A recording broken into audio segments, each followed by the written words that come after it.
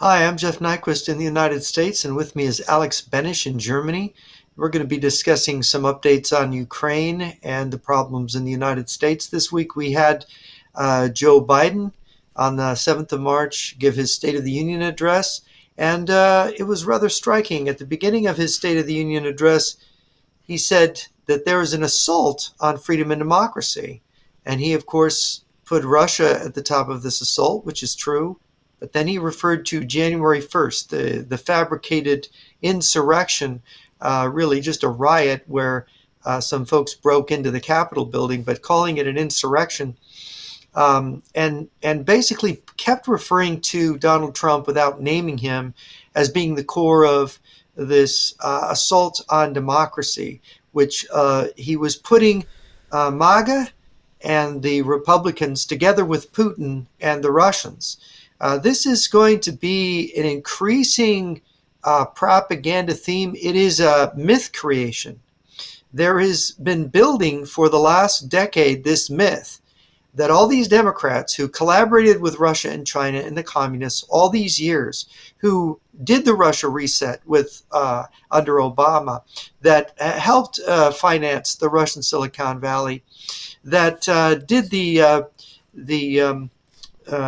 the Uranium One deal, suddenly do this backflip, and now they're fighting against the enemies of democracy and freedom, and Trump is the enemy, and they're making it come true. And I think my speculation is that there's Russian agents in MAGA helping to drive the narrative there. You got dummies like Tucker Carlson who are helping the narrative go there, people like Scott Ritter, people like General Douglas McGregor, and so the right is drifting into a trap. At the same time, you've got things going on in Germany like the Luftwaffe tape and the Taurus missiles going there, and of course the war in Ukraine itself. Just yesterday, today we're broadcasting on the 9th. On the 8th, the headlines were the Russians lost 850 soldiers in one day, 50 artillery systems, and 6 armored fighting vehicles. So the war is really heated up. There's other stories saying that the Ukrainians have rebuilt a defensive line, that the Russians have slammed into it and are just suffering horribly. There's a lot of comments on why these increasing failures by the Russian military. But Alex, why don't you tell us a little bit about what you see going on there? Well, I find it incredibly slimy to see the Democrats playing different sides and angles. Now we remember in the Tucker Carlson Putin interview, Carlson was asking this kind of Carlson was asking his leading question: what do you think are the secret groups or whatever that make the decisions in the United States? Who's really running things? And he was kind of expecting an answer from Vladimir Putin along the lines of, well, it's the globalists, it's the woke this and woke that. But Putin would not give such an answer because Putin is also still playing towards a left-wing audience as well, and he is Putin would be more than happy to cooperate with the Democrats in the future if that is to Russia's advantage, of course. And the same thing, of course, in Germany, our left-wing government, with all its blunders. I mean, it's they've always been very pro-Russia, and they want to play every kind of angle. They want to still be able to buy gas from Russia in the future. They want to say, oh, this war is in the past. Let's all forget about it. Let's forgive Russia like the left had forgiven Russia anything. The gulags, the, political cleansing operations, Vietnam, Korea, forgiving I might anything. interject in to add to what you just said. My thought is that there's something that Mr. Wang told me that keeps sticking in my mind. Mr. Wang, who had worked in the People's Liberation Army and now is a Chinese diaspora broadcaster, anti-communist party of China, and he said that the Chinese communist elite regarded Biden as one of their own, Hmm. and I think that Vladimir Putin regarded Obama and the Clintons as his own people, really. This is my take. And what's happened, I think, is this aggression in Russia and the military buildup in China has frightened their minions here, their friends in the West, is frightened them. And I think that maybe one of the explanations for Putin's interview with Tucker Evasive Carlson, answer. he's trying to say, look, come on back to us. Hmm. Don't be so afraid. Don't be suddenly. Maybe they spooked their buddies here in the West that have been aiding and abetting them all this time, thinking, oh my gosh, they're good. They want to wipe us all out. They want to take over the Hmm. world, which is something I think these idiots, call them moral idiots, these moral idiots never considered before. That, oh, it's just fun game of subversion in the West. I think there's this attitude among people my generation and older It that never America's gets somehow hot. invincible. Yeah, and things Yeah, never and get in the world really will never hot. get hot. Right? Yeah. Yeah, I mean, yeah. the We'll just profit by this intrigue. we'll be playing games forever. The games we're all familiar with. I mean, yeah, it's just like when when the Cold War happened, the Western left, they they were looking for allies globally, and they thought communism was their ally, and so they made all these excuses, and so now section of MAGA, some of the right wingers, they're doing the same thing that the left had done. They're looking for these allies. They're looking for a savior, and they're trying to create this impression of having this worldwide movement because that sounds impressive and that gets them new members, and it just energizes the activists, by claiming we have this backup over there, the superpower that's with us. I mean, the left in the past in the West, the left, it kind of needed this marketing ploy to say over there is not just a powerful force, an ally with nuclear weapons, but they also live better than we do, and they show us how it's done. And so some of the right-wingers in the West now, they're using the same line of argument. They're saying they live better over there. Life is better under Russian control, and I have some notes about what actually happens if you ever come under Russian control. I recently saw a post on X where somebody poses the question: who would accept getting drafted into the U.S. military to fight against Russia? Now, I wrote about this years ago. I knew this problem would eventually come up. A war situation, a new draft, people would refuse because they see Russia as an ally and liberator, not as an enemy. As we know, the truthers believe Putin had freed his people from the globalist, meaning Jewish, world conspiracy, and the United States is still occupied by the same globalists. Therefore, Americans have to cooperate with Russian intelligence assets and troops on American soil. So let's imagine millions of Americans refusing the draft, concentrating in some states or areas of the United States and telling the federal government to stay away from them. So yeah, this could play out in different ways. Now, for example, to avoid a civil war, an agreement could be made to have some states or areas leave the Union, and these areas then collaborate with Russia. Now, this seems to be the favorite scenario of some people, some conservatives in the West. And I got a ton of notes here to explain why this is like a really dumb idea and very dangerous idea. Now, we Germans have experience with a split country, with a conservative or republic part, and a Russian-controlled other part. Back then it was communist part of Germany. And so life was really different in these two Germanys. And when the reunification happened, these two Germanys, they didn't really recognize each other. It was very hard to connect and just to put yourself into the minds of the other side. Okay, so this is what Russia had done to Germans over the course of a few decades. Completely changing people's mindset. Just wrecking people's sense of security, because you could never feel safe under Russian control. You never knew who was spying on you, your friends, family members, anybody could spy on you. Yeah, this is a problem that many people don't actually see. Now, for the left, especially the Democrats, for the Democrats, it's always about this big right-wing world conspiracy. Okay, so they are conspiracy buffs. They are just as much a conspiracy theory crowd, just as much as the classic conspiracy activists. And I explained this, I think, in one of our shows when I talked about, how in the 1800s, even the early 1800s, where you could already see the first, I think this was a British member of parliament, a communist, an early socialist, right?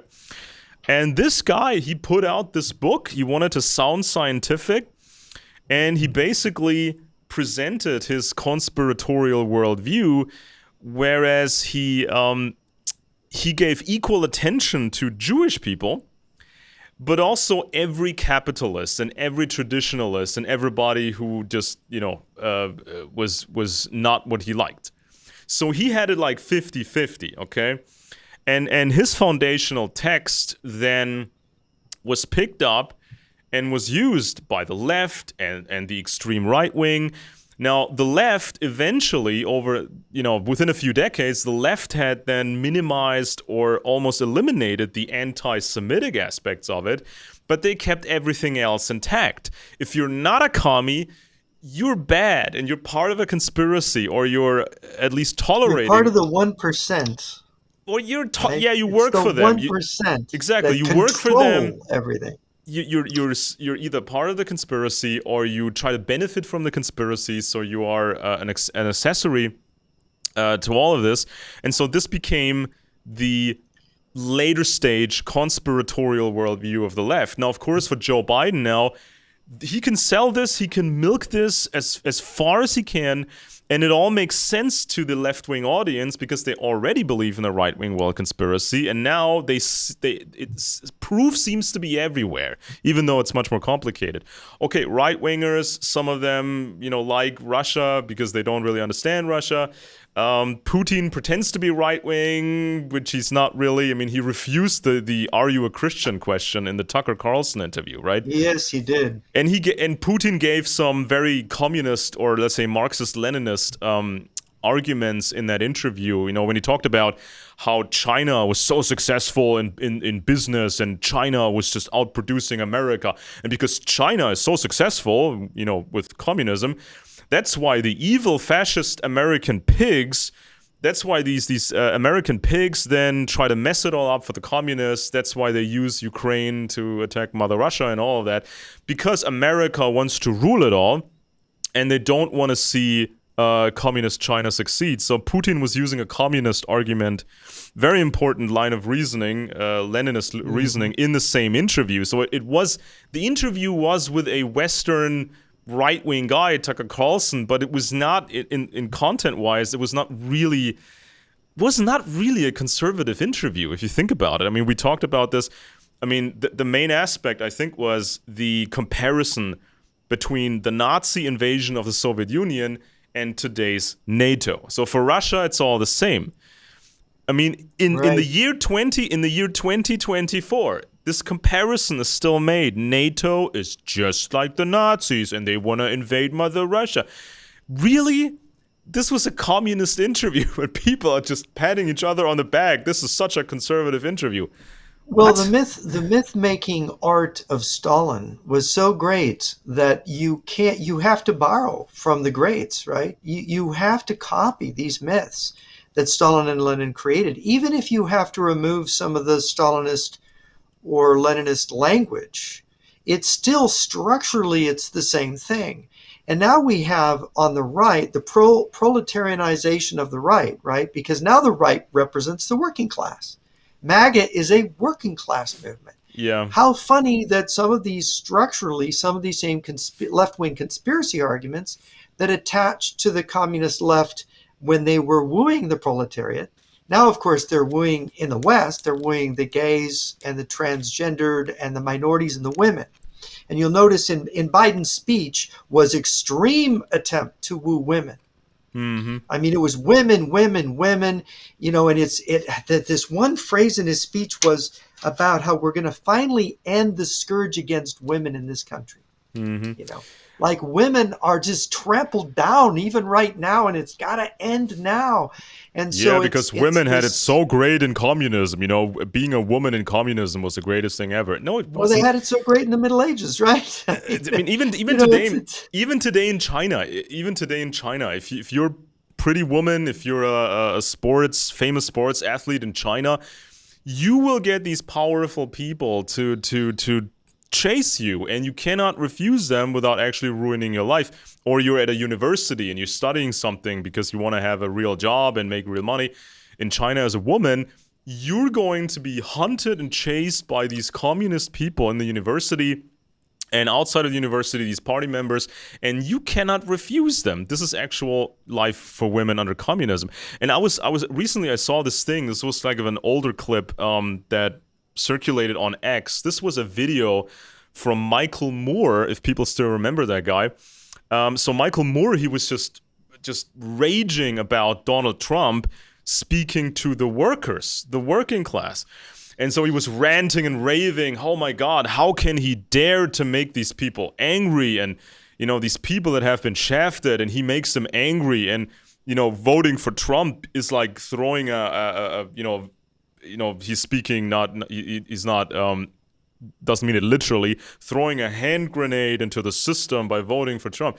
Yeah, I mean, what did the left do for so long? They they made threw hand people grenades into the system. angry, just so angry. So like why is this so different? And It's almost like there's a new sheriff in town, and they don't appreciate the competition, yeah, it's like right? this whole provocation strategy. I mean, we talked about, you know, critical theory, but I think an underestimated aspect of critical theory, which is just whining and subversion, um an underestimated aspect of it is just this incredible amount of provocation. You go so over the top, you become threatening, and then you wait for the reaction of the right wing. And the crazier they react, the more you can use that material against the right and say, well, look, everybody, look how crazy they are. So the left will say, we're coming for your children. We will brainwire your children. We will do this. We will sue anybody who misgenders anybody. We will force you this and force you that. So it's one group, one tribe with their war paint on, literal, you know, clown makeup war paint, threatening the other tribe, the conservatives. And so, yeah, the natural reaction to a threat is to make threats. So this is where the right wing, especially, you know, the extreme types, and some of these extreme MAGA types, you know, they may be working for the other side secretly. Some of these extreme right wingers then become very exaggerated in their own threats. So they will say, we're going to have a nation that is 100% white, zero rights for women, arranged marriages, basically fascism. This is our goal, they say. And so then the left can use those bits and snippets to show their clientele, look, they're all fascists. We've been right all along. It's this right-wing world conspiracy. A Yeah, republic as if cannot there's a yeah, republic and cannot function. it's so clearly a myth. These are all mythological. I mean, just think of it. This is from Biden's speech. Women's health has always been underfunded. What is he talking about? I mean, it is outrageous. I mean, they create these ideas by repetition that are completely untrue. You know, women are oppressed. Women are that there's the scourge. They're being stomped. It's violence. It's look. The world is imperfect. There's always going to be bad things happening to people, men and women, by the way. And you know, it's but we have created structures in society and civilization and all kinds of things, and we keep making legislation. Conservatives believe in incremental change so that we don't have revolutions where thousands or millions die. But no, they want radical change. They say everything's broken. Well, what if human beings are just sort of broken to start with? What if we Hmm. being mere mortals, What if the Bible is right and man is a sinful creature? So we're living from moment to moment like an alcoholic, trying to avoid doing bad. And inevitably we're going to stumble. We're going to do bad. So, but they have a formula. If they blame the right people and they proclaim their own righteousness, and it's about anti-racism and about anti-sexism and about anti-classism, then everything will be okay. It's like a myth. It's totally untrue, but people go, "Yeah, let's try that." And it's extremely destructive because it has no basis in reality. It's just a fiction. And just like the whole Putin's little history lesson, this is historiogenesis, right? He's in the present moment, he's in a war in Ukraine, and so he's backfilling history to make himself justified for all the killing he's doing in Ukraine. Just myth Yeah, making. I mean it's a And literal people buy it. yeah, it's a literal KGB Muppet formerly in charge of Russia. Somebody who was picked by Andropov, the guy with the real experience, because the world would not have accepted Andropov as, from the KGB as a head of state, because nobody would have believed communism was over. Nobody would have believed this was a new start. Andropov, he had his Muppets, he But had he Gorbachev. loved jazz. Yeah, And so, he was a closet liberal. Yeah, right, the right. only reason he didn't get to do it is he died of kidney disease. Yeah, I mean, he basically cultivated his little puppet, Gorbachev, for a long time. Picked this nobody who couldn't really do anything on his own. Then handpicked Vladimir Putin and his judo buddies to move all the money around worldwide and put it in the city of London and just pretend change. So, this communist, this communist Soviet system, in so many ways, still exists to this very day. Now you can have In altered form. They basically there's a expression, perestroika means change of formation. So Napoleon once said that the key to winning a battle is to change your formation in the middle of the battle. It completely throws the enemy yeah. off. And this is what they did in 1989 and 90 and 91. And they're doing it again. They're further doing it, where now they're throwing off bit by bit the mask of being Yeah. Christians or nationalists or capitalists, and they're actually the outright communist bloc is now sort of materializing before our eyes. I use this. And yeah, I use this comparison. People imagine if imagine that the Nazis didn't lose World War II, but they instead settled with the other powers. Hitler was gone. Some of the other famous Nazis were gone. They claimed National Socialism was over, never to return. If you still believe it's a threat, you live in the past. And you would still see these German Nazi corporations growing bigger, moving their money internationally. And you would see this new system, which pretends to be all ideologies at once. A bit of democracy, bit of aristocracy, bit of military leadership, bit of this, bit of that. And you would see that this new Germany was run by these old agents from the SD or the other intelligence former intelligence services of the Nazis. I mean, could you imagine the left buying this internationally? No, they would say this is fake. This is obviously fake. They just pretended that the threat was over, so they could regroup and try again later. what was different here is that we had the left willing to go along with it in the West, and we had the right that desperately wanted to claim victory in the Cold War. And the right, the way I see the right, I go back to William F. Buckley, National Review, The American Spectator. I used to read that all the time in the 80s. And the thing is that what I realize now, retrospectively, watching this for 30 years, they did not understand communism. They were so much into their conservative, and some of them were ideologists from the right, though conservatism is not an ideology. They could not see over their own ideas to actually see what communism was, how flexible it was, what its actual history was. And of course, when you go back to conspiracy theory, which true conservatives reject conspiracy theory, you had a real conspiracy with communism. And we know this from the two giant spy networks in Washington that the Soviets ran during World War II, that Elizabeth Bentley and uh, Whittaker Chambers, Louis Boudin's, um, and Belladad, all, among others, testified to existing. And of course, Bentley and Chambers were actual couriers for these spy rings. And they named people like Assistant Secretary of State Alger Hiss. Big old deal. Originally, President Truman told the Justice Department to prosecute Whittaker Chambers for accusing Hiss, right? Yeah. To attack the messenger who was saying, "Look, this guy, I don't want to be a rat. I don't want to tell, but this is important for the country. This Alger Hiss is a spy." You had Harry Dexter White, who was appointed by Harry Truman to be Secretary of the Treasury, big Soviet agent, Yeah. I right? think that Lachlan Curry, all these others. I And, th- and so we've had this conspiracy before. yeah. We've gotten at it. There's books filled, there's rooms filled with the documentation of it, and we rejected it all as McCarthyism. Yeah.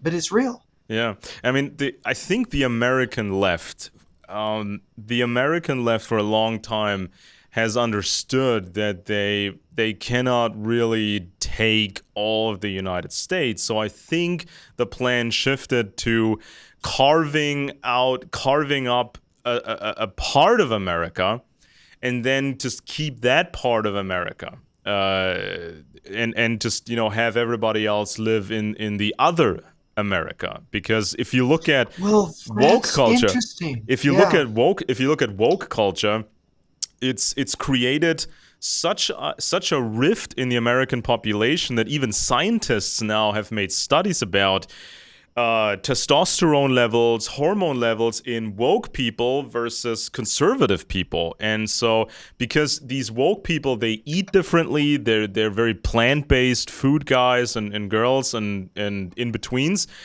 They have a completely different worldview, these left people. They look different. You can tell if somebody is woke because they have these nose rings, and now they have these nose rings with the chains that go like this, and they have these colorful hair, and they dress weirdly, and they talk differently. And so their whole demeanor is different. So it's like its own tribe. And tribes in the past, they had their own war paint, they had their own feathers and styles, so you could immediately recognize from a distance, oh, he's from the other tribe. And so this is why I believe, the Democrats and generally the left in America, they want two Americas. They want to have one America that is just this communist woke hellhole, and the other America they think is going to be these hillbillies, these fascist hillbillies, and so Well, you opened something up by saying this. You know that James Lindsay has done a thing in his new discourses called "National Divorce is National Suicide." It's really quite excellent. One of my readers brought it to my attention this week after the article I published this week, and it's on his site, the New Discourses site. And what Lindsay analyzes this idea, there's a lot of people you'll see conservatives, and he's being bitterly attacked for this. Um, you see he's talking about this idea that the red states and the blue states should divide into two countries. mm-hmm, And I have conservative friends who want this. It's the only solution, right? We're going to kill each other if we mm-hmm, stay here. Of course, Lindsay gives a very excellent reason why you don't want to ever go there. Because you talked about the East Germany and West Germany thing. First of all, it's not really red states and blue states. It's red countryside, small town, yeah, and blue urban areas. And you are never going to get rid of that subversion. And what you're doing is you're just giving half of the country away to the communists, essentially, to completely tear out the Constitution, to have complete power. They would imagine a state in which there was no way Republicans could get elected or have any voice. There couldn't be any competition between the two sides. Imagine what kind of regime would ultimately be imposed. And then and the right, since both states were ideological creations mm, created against the other militarization against one side against the other would be inevitable, and that civil war within the red state formation would be inevitable, and the same thing in the blue state, because you would be leaving all these people behind who would not have a voice. And Yeah, so and you what's what? don't get away from the problem. Yeah, and what happens if true Americana is no longer represented and you don't fit into this America and you don't fit into that America because Yeah. you don't want medieval a medieval style of living, but you also do not want communism. So this is what you call the scissor strategy, because as I said, people are asking, would you accept a draft if you had to fight against Russia?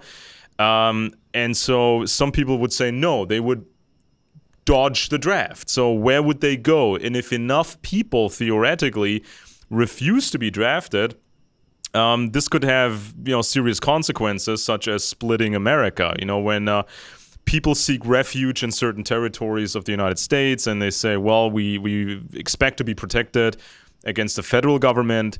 So this could lead to a situation that, that is kind of a bit like Western Germany and Eastern Germany. So Yeah. I've assembled these notes here to tell people what it's actually like. What it's actually like to be under Russian control, whether that means or communist control, whether that means you're in the commie America, and the commie America is then tied to China and Russia, or you're in, let's say, some other part of America that is supposed to be right wing, but it's controlled by the Russians. It's not a pleasant thing to experience, and most people have no idea what it would be like because they just do not know enough about the Cold War and even times before that. Now, so all throughout the Cold War, Eastern Germany was under Soviet, meaning Russian, control. In 1961, the border was closed, the wall was being built, and it became a major crime to attempt to flee to the West. Now, the other way around was not so much a problem. You could move from West to East, right? And because Eastern Germany was so close to the West, the government the government could not be overtly Stalinist to the highest degree because the whole world was watching. Okay, so that close to the West, you had to behave to a degree. You needed to be more strategic in your tyranny, but life was still a nightmare under Russian control. You got along somewhat if you followed all the rules and you didn't get unlucky, because if you stepped on the wrong toes, if somebody wanted your position or somebody wanted something from you, that was bad luck for you. And if you were a woman in Soviet Eastern Germany, if you were a woman, you had all kinds of problems and nobody would come to save you. And you had to accept the standard of living. Everything was controlled. What you read, what music you listen to, everything was under surveillance. Even the slightest bit of activism could get you in serious trouble. That means a joke, reading a forbidden book. Your future was potentially ruined. So that means you could not go to university. You could not get a job that was nicer. You couldn't work for the government in any important fashion. You couldn't trust anybody. Soviet Eastern Germany had the highest rate of informants in recorded history. So your family members reported on you. And when the wall came down, people were allowed to access the files that the Stasi had on them. So imagine reading through the file they had on you and discovering that your wife, your husband, your brother, or your closest friend, or all of them reported you. They all informed the government about your activities, and they knew about the microphones that were in your apartment or your house. They knew everything, right? And they had all these little tricks. They had all these little tricks to figure out who was talking to whom. in Soviet Eastern Germany.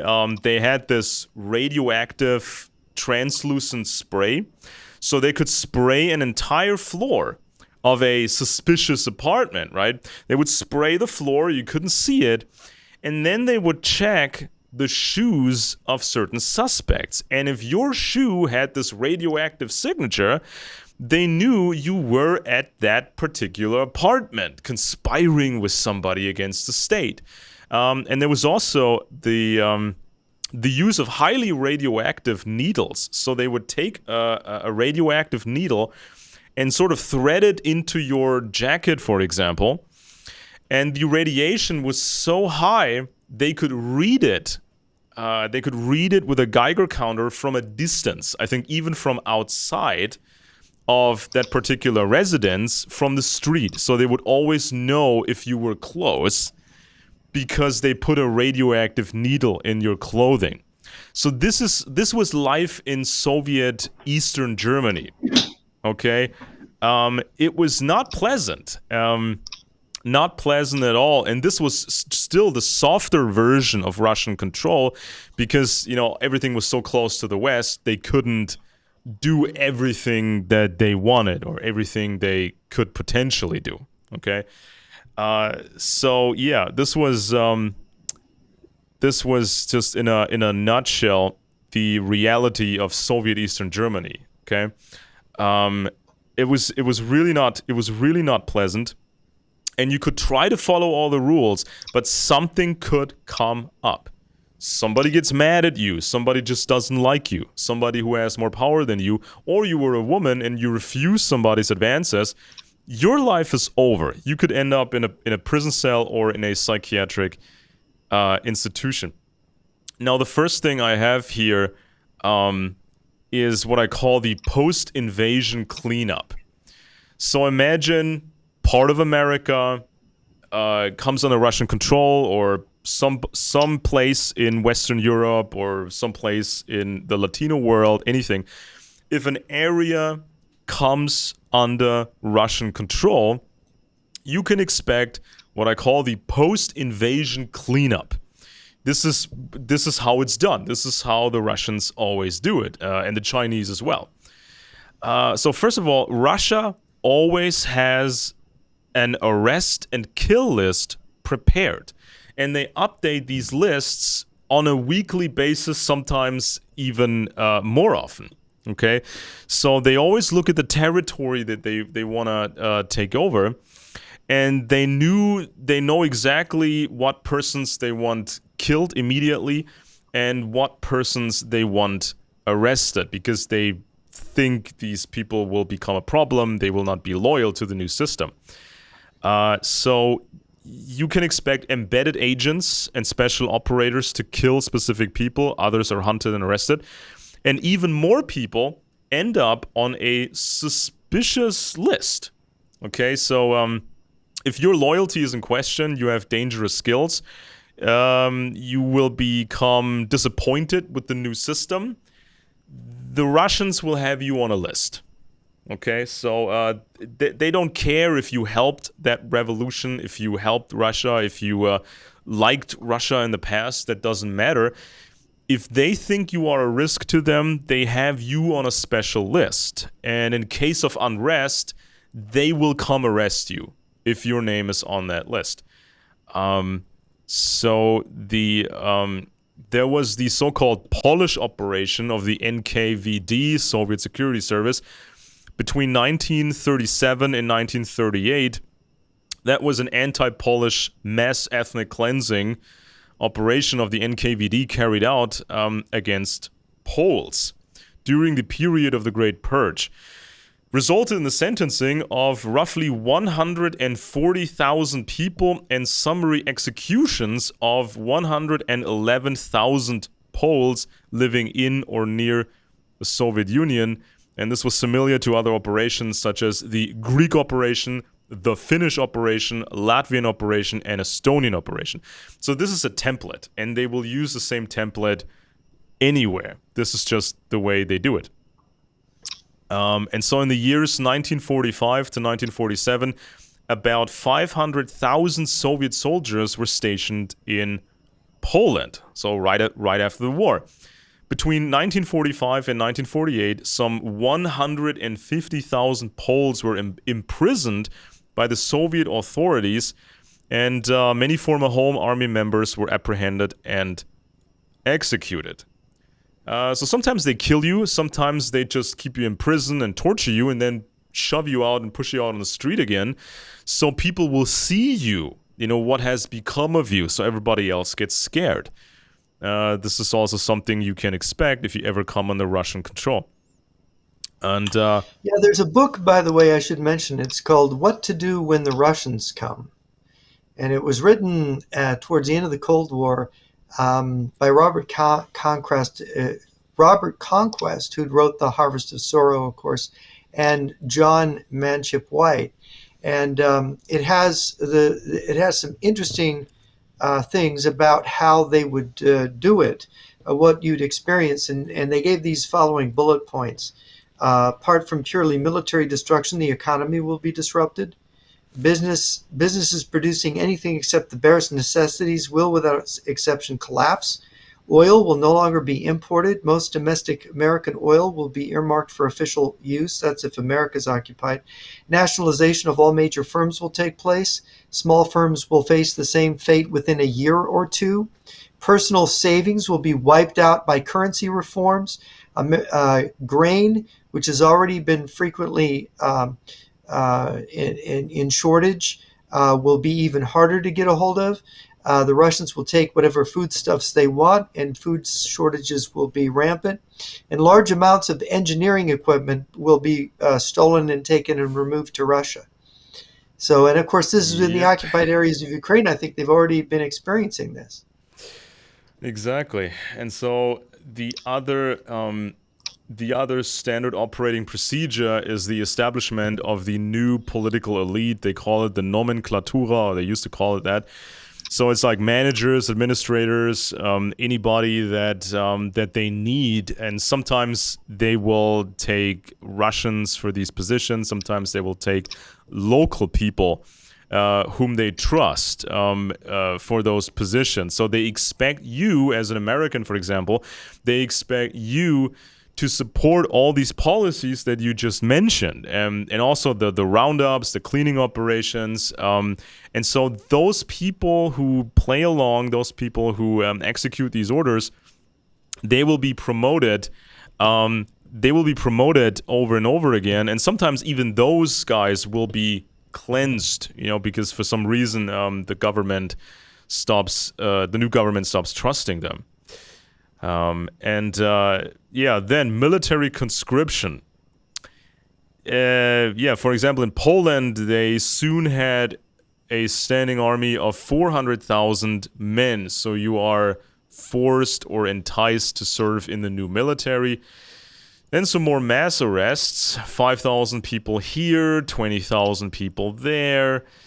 And of course, Soviet-style planning will begin. So heavy industry or whatever they need, they will tell people to work in a specific factory. So you can no longer choose what career to pursue. They will give you maybe 3 options to pick from, or they will make the decision completely by themselves. So you will work in a factory making weapons or making other goods, and they will tell you how long your workday is and what you get paid for and what you can buy with your money. If there is any cash money, probably there won't be much cash money around. So you're under complete control by the system, and you cannot protest. So you cannot do activism. You cannot go on the web and start whining about conditions, because then secret police would pick you up.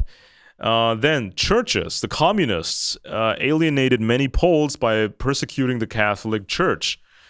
So they had certain plans to divide the Catholic movement, promote a communist, rule-friendly collaborationist church. We also saw that in Soviet Eastern Germany, the father of the previous chancellor, Angela Merkel, her father, Mr. Kastner, he had the job of bringing the church under control, not the Catholic Church, though, but it was the same template. So they knew they couldn't destroy the church overnight, but they did it incrementally, and that's how that went. Um, yeah, maybe I should mention the Katyn massacre. So Russia back then killed thousands of Polish officers and other officials. The Russians pretended to not know what happened to them and later blamed the Nazis for that. They brought these people to special places and special trains. These holes were dug, with heavy machinery, and then the Russians they used German. The Russians used German pistols and even German ammunition. They used Gecko bullets. You can still buy Gecko bullets to this very day, by the way. So they I made didn't realize that they used German bullets. And it was 40,000 Polish officers captured at the end of the invasion of Poland. The Germans had invaded Poland on September 1st, 1939, and the Russians invaded on, I think it was the 11th of September. Or no, it wasn't the 11th, it was the 18th. And so Poland got smashed from both sides, and a bunch of these officers, 40,000 of them, ended up in Russian hands. And the Russians, Stalin decided these were, officers are educated people, part of the intelligentsia. So Stalin wanted to eliminate them. So, yeah. and of course, they tried to frame the Germans. And in World War II, it was convenient for the Allies to say that it was the Germans were responsible, even though the Germans found the bodies, found the massacre, and brought in the Red Cross to verify. This had happened during the time when the Soviets had taken over that part of Poland, and Yeah, when yeah. but of course soon the Nazis and the Soviets they had a falling out. So in June of 1941, Stalin wanted to create a new Polish army to fight the Nazis, but all these officers were dead. They were lying in these mass graves, and so these Polish officials desperately tried to find these officers. They were listed as missing, and they also kept asking the Russians, "Do you know where these people are?" And the Russians said, "No, we can't find them. They were there one moment, and poof, they were gone." And so that's when the Germans found these mass graves, and they try to make a big, PR stunt out of that. Well, it created quite a crisis. I read a couple of years ago, the Maysky Diaries came out and was translated. Maysky was the Soviet ambassador to Great Britain and knew Churchill and all these other people. And of course, Churchill, wanting to be a faithful ally of Stalin and the Soviet Union, refused to believe the report that the Soviets had killed the 40,000 Polish officers. And of course, the Polish had a government in exile in London at the time, and they were, of course, greatly exercised over it. The fact that the Allies were allied with Stalin, and Churchill even went into a cabinet meeting intent on defending Moscow from this crime, and every one of his cabinet ministers sat there grimly. No, Winston. No, the Soviets did do this, and they said we can't publicize it. We can't talk about it, but amongst ourselves, we have to admit this is what the Russians did. And even at Well, Nuremberg, they allowed the Germans to be accused at Nuremberg of this massacre. interesting. Well, it took until 1989, for the truth to come out slowly. And so then Yeah. fast forward to the year 2010, quite a few very high-ranking Polish officials, they died in a plane crash near Smolensk. They wanted to visit there to pay respect to the victims of the Katyn There's a massacre. big commemoration of the Yeah, event. And so Yeah. this plane exploded, crashed. We can't tell really for sure because the Russians they took over the investigation, violating Putin. international Putin law. was in Yeah, charge of the investigation. violating Prime Minister Putin. violating international law, not really handing over enough evidence, and not really handing over the bodies quickly and everything. So, this was such a shock back then. But this was 2010. This is when everybody still wanted to play nice with the Russians, so no big deal was made out of it. If the same thing happened today, we'd have World War III on the same day. But no, everybody tried to play this down in 2010. So Donald Tusk played it down. Angela Merkel Yes. played it down. Interestingly, both have sort of a interesting, weird Polish history. Now, there's been accusations against Donald Tusk. This is really murky. Angela Merkel, she grew up in the Soviet system, and she apparently really liked the Soviet system. Nobody could really explain why she became so successful in, German politics after reunification. Yeah, so this is how it's done. So you can expect the same in America. You can expect the same in any other place in the world that comes under Russian control. These post takeover cleanup operations. And so then, obviously, for a while after takeover, the new system will control all media completely, and they will not allow any shred of activism. They will, they will allow some activism in some other media over time, but right after the takeover, the control is total. And then these new surveillance systems are being built, and once these new systems are in place, that's when they allow people to do things because they can find anybody who creates any trouble. And so people should be aware of the current state of Russian surveillance and also what they've done in the past, because their methods never truly changed. We have data from Roskomnadzor. It's the government censorship organization there in Russia.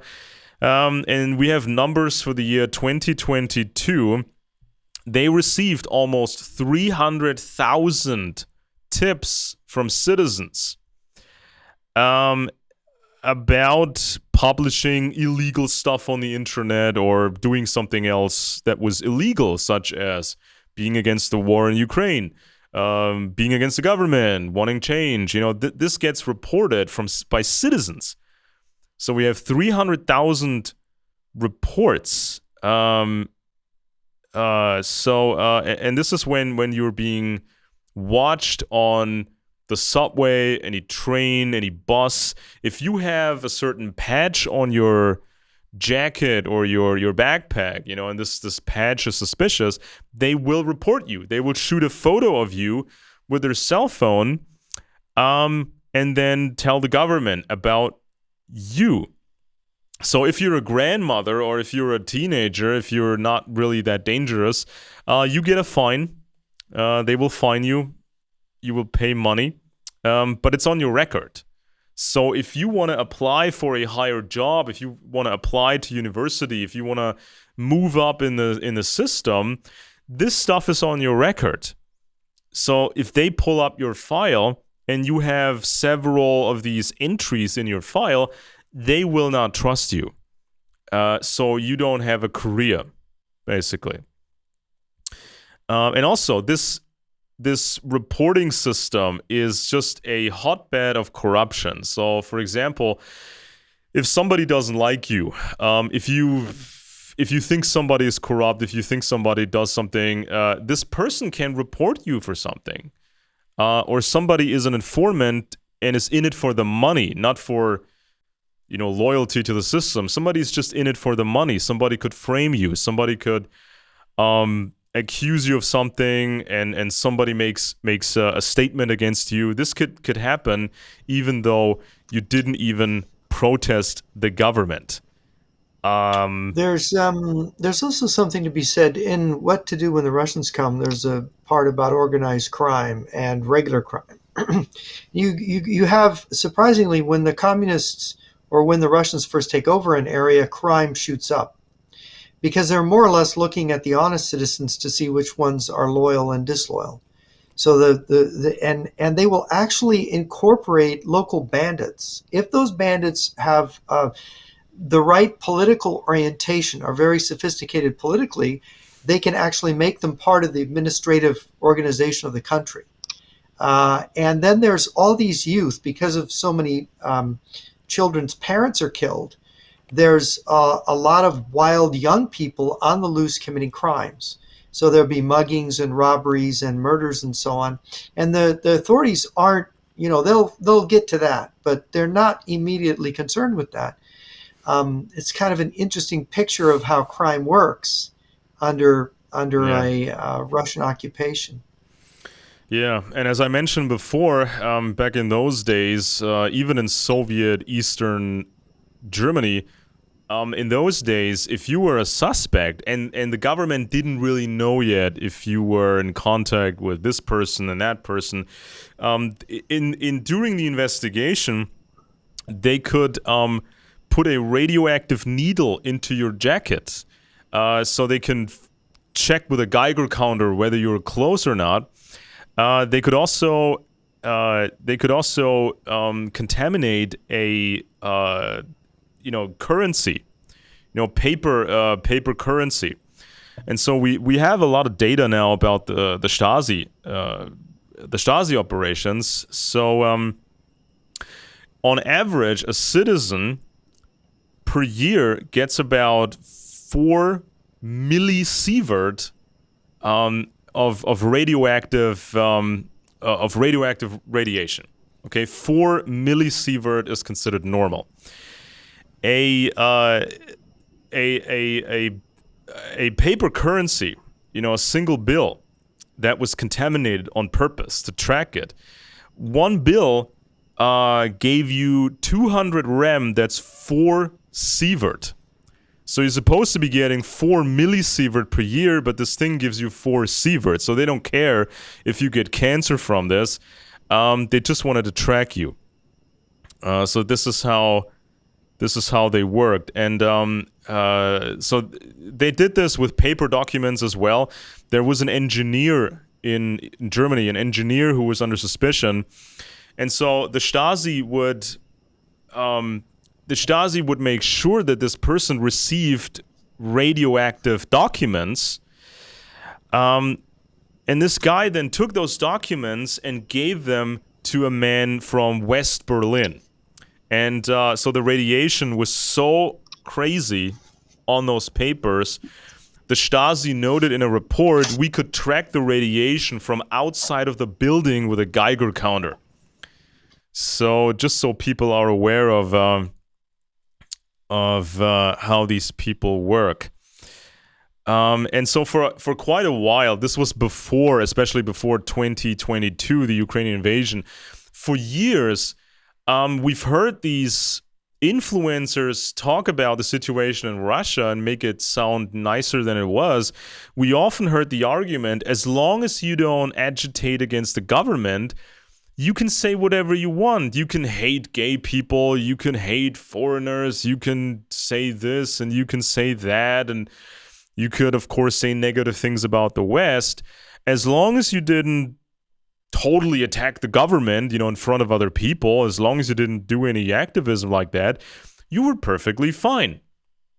But that's not really true, because a lot of the time in Russia, over the last couple of years, a lot of the times these protests or this activism was not so much about revolution in Russia, toppling the government, aggressive type plans, but it was more like, why don't we have central heating? Why is the heating broken in the winter? Why do these hospitals not have running hot water? Why is the medical treatment so low quality? Why is this problem there? Why is that problem there?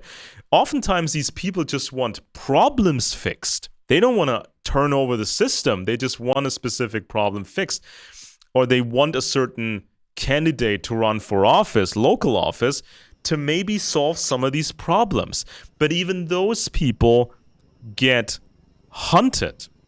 And so they don't make much of a difference. Yeah, one of the things that's in What to Do When the Russians Come is that the phone service will disintegrate. It will get progressively worse so that you can't reliably reach anybody by phone. And of course, when you do talk on the phone, you may be listened to, right? yeah. You're going to be listened to in real time, And you need depending permission on who for you are. anything. Yeah. Yeah, yeah. And the same thing with getting a car, and the cars break down. You're going to get awful cars, no regular service. People going to have to do for themselves. And it's, in fact, one of the things they say that people that are immediately caught in a communist country, middle class people, they can easily fall into a depression in which they're not sure they want to go on living.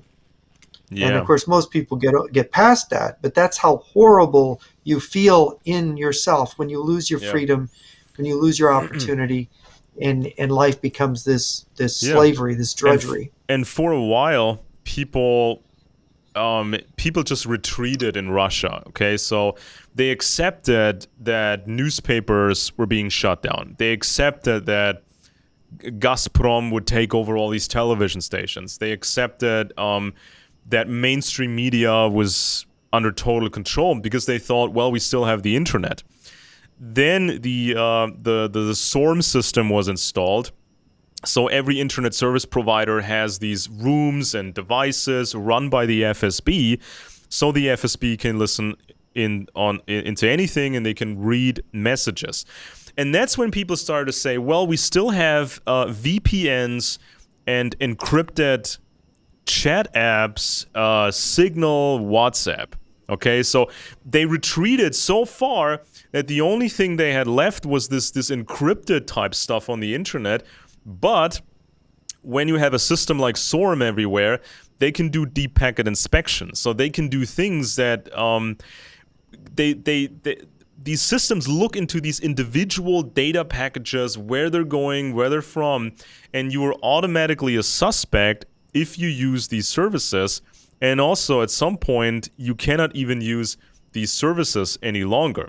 Okay, so the only thing left to retreat to is sort of the old school tradecraft, right? Where you just share things on paper and you have dead drops, or you make like a chalk signal that looks inconspicuous, so somebody else sees the signal and they know there's a drop off at the dead drop. So you can use old school tradecraft. The problem is, in the big cities in Russia, there are these cameras everywhere, surveillance cameras, like hundreds of thousands of these things, so they can trail you while you go from place to place to meet somebody or pick up a And message. by the way, this facial recognition technology now makes the surveillance state all the more powerful. When I worked in government, I saw this technology, and what it does is it will identify a face. The computer will, and it'll put like a box around your face, and it will look at your facial features. And if you're in the record, your name will come up. Yeah. It will identify you. And the Russians, so that's why the cameras everywhere is very important, because if you're even, it's incredible, even the definition at a distance, it can identify people. And you can see where someone is or where they have been, Yeah. which is terrifying because it's a form of surveillance done by computers. And as AI gets more sophisticated, it means that somebody could just talk to, we talk to our phone now, Siri, but if you've got an Apple iPhone, but some intelligence official can go, tell me where so and so has gone today. Tell me what they've been. Who have they been with Yeah. today? And it instantly comes up. Yeah. And also they can do searches not only for an individual person, but they can ask the system, tell me or show me anybody who's behaving in a suspicious manner, because it's an algorithm.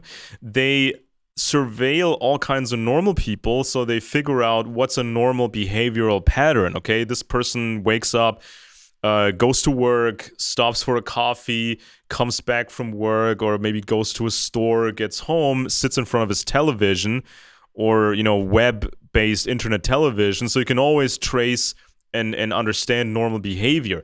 Now, once you deviate from that sort of behavior, the system can mark you as suspicious, and that's when physical human agents can start trailing you. Now, of course, having physical assets, that's expensive, but of course we know about the Soviet Union, how many domestic assets they had. They almost had too many KGB assets, and if you wanted to join the KGB, the goal was always to get a foreign posting, to be in London, to be in West Berlin, to be in Washington, because that's when you could enjoy life. You didn't have to live in Russia, and you could just make money on the side, right?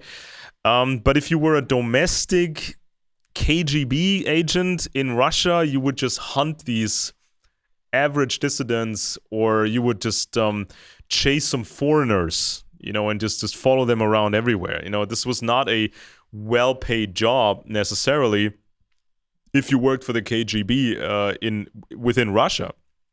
Okay. Some people believe that you can always evade with these technological options and these apps and these devices, but you can embed this stuff so deeply that there's literally no way to escape the digital surveillance. And if you know traditional spycraft, you could try that. The Russians, they wrote a few pages of the traditional spycraft playbook.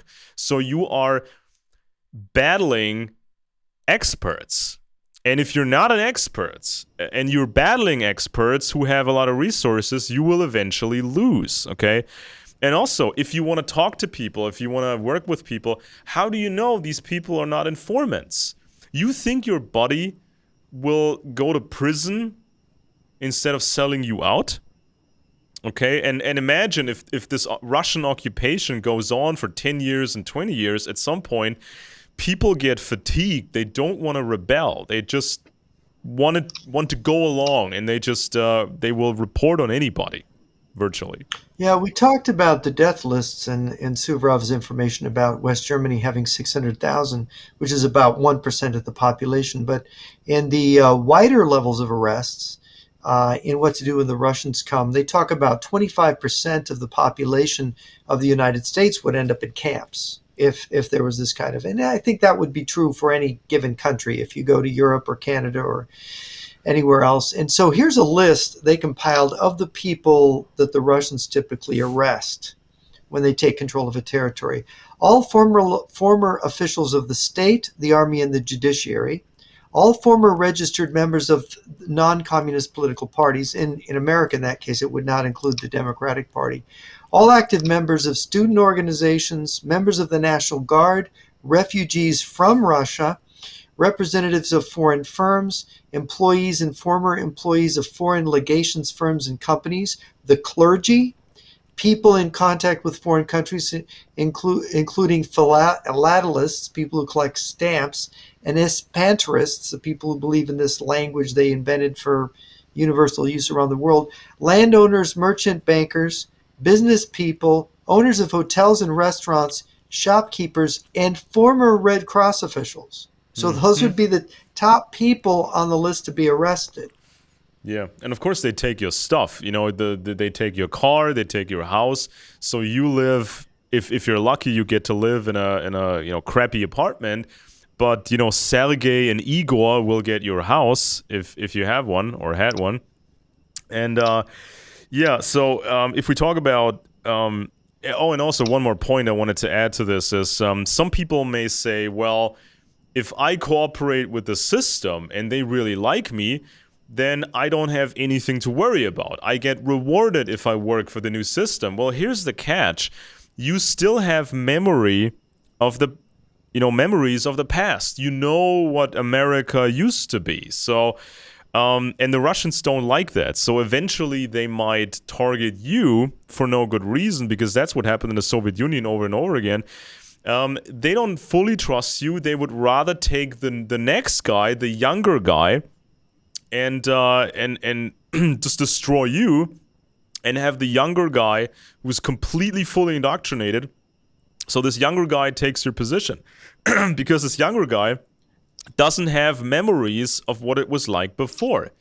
He doesn't know what America really was like. So the younger guy doesn't have that sense of disappointment and that sense of resentment, right? Because what would be a risk to the Russians if they teach you things, if they give you a position. Why would they do that for a longer time? They can just replace you because it's safer for the Russian system. So cooperating doesn't necessarily protect you. Just so people understand that. Now let's talk about prisons and mental institutions. So the Stasi, for example, would grab you off the street or at night. Sometimes they would even indicate beforehand that they are going to grab you. So you live in this constant terror. You don't know what's going to happen to you, your family.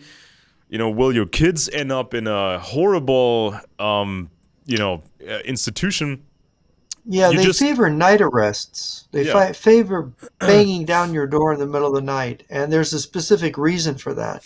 The people, when they're woken up in a groggy state, aren't necessarily able to think very carefully about what to do and how to defend themselves. Yeah. And so the next stage would be they will put you in a holding cell. A holding cell by yourself for weeks in isolation, and they will expect you to just sit there in silence day after day. No sensory input. You cannot talk to anybody. You don't know what the charges are, what they charge you with. You don't get to see a lawyer. You cannot contact your family. You don't get to watch television. You don't get to read newspapers. Nothing. You are completely out of this world. And so after a couple of weeks, you are already pretty much insane. And they will use torture. For example, they'll use sleep deprivation. They've got this thing where they take a bed frame, a metal bed frame. They handcuff you to it. They make you lie on it, and then they run electricity through it. So they shock you. They have another one. I think it's called the elephant, where they put a gas mask on you, and they fill the gas mask with tear gas. Yeah. That's another form of torture. There are different stages and levels of this. Now I mentioned these Stasi examples because they had to be more careful with all of that, because there was always the risk that information would leak from Soviet Eastern Germany to the West. So they were not using the fullest extent of their capabilities. They were not using all of it in that particular country. But of course, in other regions, when there was no chance of things ever leaking, they would devise any sort of torture method you could possibly think of. Now, so after weeks of isolation and or various forms of torture, the endless interrogation sessions begin. So in Soviet Russia, they could just beat you with a rubber hose until you sign a confession. In Germany, it was a bit more elegant, but still, brutal and crazy. And then you sign a confession, you get a sham court date where your lawyer, government-appointed lawyer, has nothing really to say. He can make a small appeal and say a bunch of stuff, but it has no meaning whatsoever. The moment you are indicted in a Russian-controlled system, conviction is pretty much guaranteed. I think nowadays the Russians have a 99% conviction rate. Okay?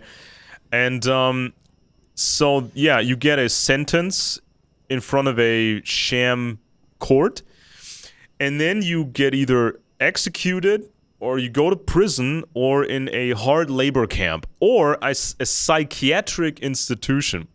Now, I wanted to mention this. According to Karl Marx, According to Karl Marx, different classes of people had different structures in their minds. So Marx declared the bourgeoisie to be mentally defective because they were inherently unable to comprehend Marx's theories. Since they were, in a sense, insane, there was no valid reason for communists to waste time arguing with these people. It was called psychopathological mechanisms of dissent. The anti-Soviet political behavior of some individuals were defined as criminal acts, symptoms of mental illness, and susceptible of a ready-made diagnosis. We call it sluggish schizophrenia. Andropov was in charge of the deployment of psychiatric repression from the moment he was appointed to head the KGB, became KGB chairman in 1967. Okay, so these are the options that these people have. So they can sentence you to 30 days in a mental institution, and they will medically torture you and use other forms of torture, and then they use drugs. They use drugs on you, and they shove you out on the street, so you are a warning to others, and you will never misbehave ever again. So again, there's different methods to use here. I have a study here. It's called Psychiatry as a Tool for Coercion in Post-Soviet Countries. Okay, not Soviet era, post-Soviet era. And it says here, in some of the former Soviet republics, notably in the Russian Federation and most of the Central Asian republics, the old nomenklatura maintained its power base, effectively keeping post-Soviet psychiatry under their control and free from Western influence. When, after the assumption of Vladimir Putin to power in the year 2000 or 99, the political climate in the Russian Federation started to deteriorate, local officials felt it was possible again to revert to old mechanisms of subduing bothersome citizens by scaring them off with the psychiatric threat. Yeah, in fact, I knew a woman who knew things about the apartment bombings back in 1999 in September. And she was actually made the mistake of saying some things on the internet. And they were trying to put her in a psychiatric institution. She had to flee Russia. She had to get out of the country because they were going to institutionalize her. Yeah. It says, the key issue is that the reform movement in mental health had only a limited impact and did not manage to alter the situation in mental health fundamentally. Many of the mental health institutions remained inhuman environments and places where many human rights abuses were a daily occurrence, while the level of psychiatric care was far from acceptable. In St. Petersburg, Ivan Ivanikov, who lectured for 38 years at the State University of Economics and Finance, found himself wrestled to the ground, handcuffed, and dragged to the city psychiatric hospital in December of 2003 after a protracted dispute with a well-connected contractor over repairs to his apartment. An influential state psychiatrist signed the recommendation for commitment without ever having met Ivanikov, deciding that his multiple legal complaints against the contractor constituted an obsession with revenge. He was released after 60 days. So imagine, you want to comply with the system, the new rule. You want to, just not rebel against the system, but then you have a dispute about something, but this person has connections. You make some Russian guy angry and you find yourself in a mental institution. In the fall of 2005, a human rights activist from Cheboksary, Albert Vasilyevich Imendayev, decided to run for the legislature. He was required to appear at the local election commission to finalize his candidacy when an investigator from the prosecutor's office met him at the courthouse with 3 police officers. They kept him locked up until a judge could be found to sign the order committing him for a psychiatric evaluation. He was sent straight to the psychiatric hospital. By the time he was released 9 days later, the election filing deadline had passed and he was out of the race. Imendayev's, quote, act of insanity had been filing a series of legal complaints against local officials, police, prosecutors, and judges, alleging corruption, violation of court procedures, and cronyism. The prosecutor, a frequent target of Imendayev's complaints, called his behavior paranoia. Now, of course, in any such system, they will publicly say it's possible to complain. It's possible. We have rule of law. We have a constitution that guarantees you all these rights. So of course you can complain, but the moment you complain, this is what happens to you. Yeah, you get into trouble there. In Yeah, it's like the "Let a Thousand Flowers Blossom" in communist China. And this is what the fellow who wrote "Bitter Winds" wrote. Um, he was a college student. He thought he was allowed to protest because they said, now we're going to let you criticize the Communist Party. And guess what? All the people they criticized the Communist Party, their names were written down and they were arrested later. yeah, And that's how it worked. yeah, and this was apparently even a mechanism under the Russian czars, where sometimes they would pretend to loosen up, so they would embolden the dissidents, and then they could watch, okay, who of the dissidents is really going to do something, and that's when more repressions happen, and then they can loosen up a bit and see who's doing something, and then repeat that cycle over and over. In another case, in Cheboksary, a 4-term opposition deputy in the regional parliament, Igor Molyakov, spent 6 months in jail on libel charges in 2004. While incarcerated, he was sent for psychiatric hospitalization after a judge agreed with government lawyers that Molyakov's repeated writings about corruption among local authorities reflected an outlook so somber that it might constitute a mental disorder. Again, this is post-Soviet. This was 2004. Okay, this is not 1964 or something. It just goes on and on. In the same period, Natalia Kuznetsova was dismissed from a position at the audit office of the Russian Federation after she openly asserted that in 2001 and 2002, some 140 million US dollars were stolen from the state budget. Again, she's not calling for a revolution and a violent overthrow. She's just saying this money is being stolen. A state psychologist issued a statement that she was suffering from mental health problems. When finally they dismissed me from my job, she stated they threatened to call an ambulance to take me immediately to a psychiatric hospital for forced treatment. Next, August 2012, it appeared that in the case of Pussy Riot, this was these weirdo activists with their masks. They desecrated something in a churches, church and then got sent to jail in Siberia for a weird term, dance in the church. The defendants had all been examined psychiatrically by psychiatrists from the psychiatric hospital outside Moscow, an institution that in Soviet times was heavily implicated in the political abuse of psychiatry. And of course, it's not a fun place to grow up. I mean, you can rightfully complain, about desecrating churches, but what kind of life did these young women? What kind of life did they have? What made them the way they are, right? According to the psychological and psychiatric report, the 3 women suffered from personality disorders and thus should be isolated from society.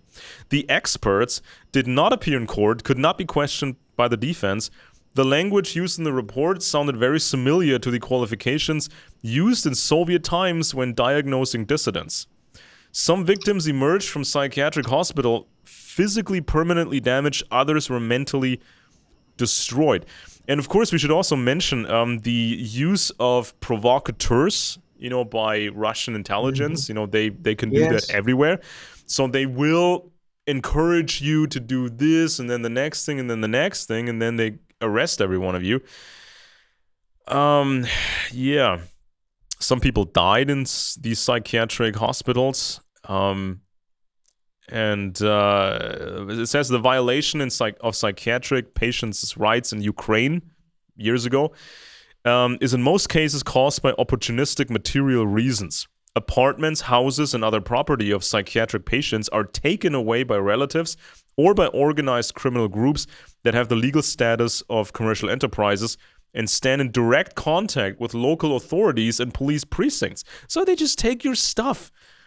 Unfortunately, some lawyers and psychiatrists also participate in these illegal activities. Now, if you don't end up in a psychiatric institution, if it's just a, quote, normal prison, things can still be very, very crazy. Now, this was a fairly recent leak. This was posted on gulagu.net.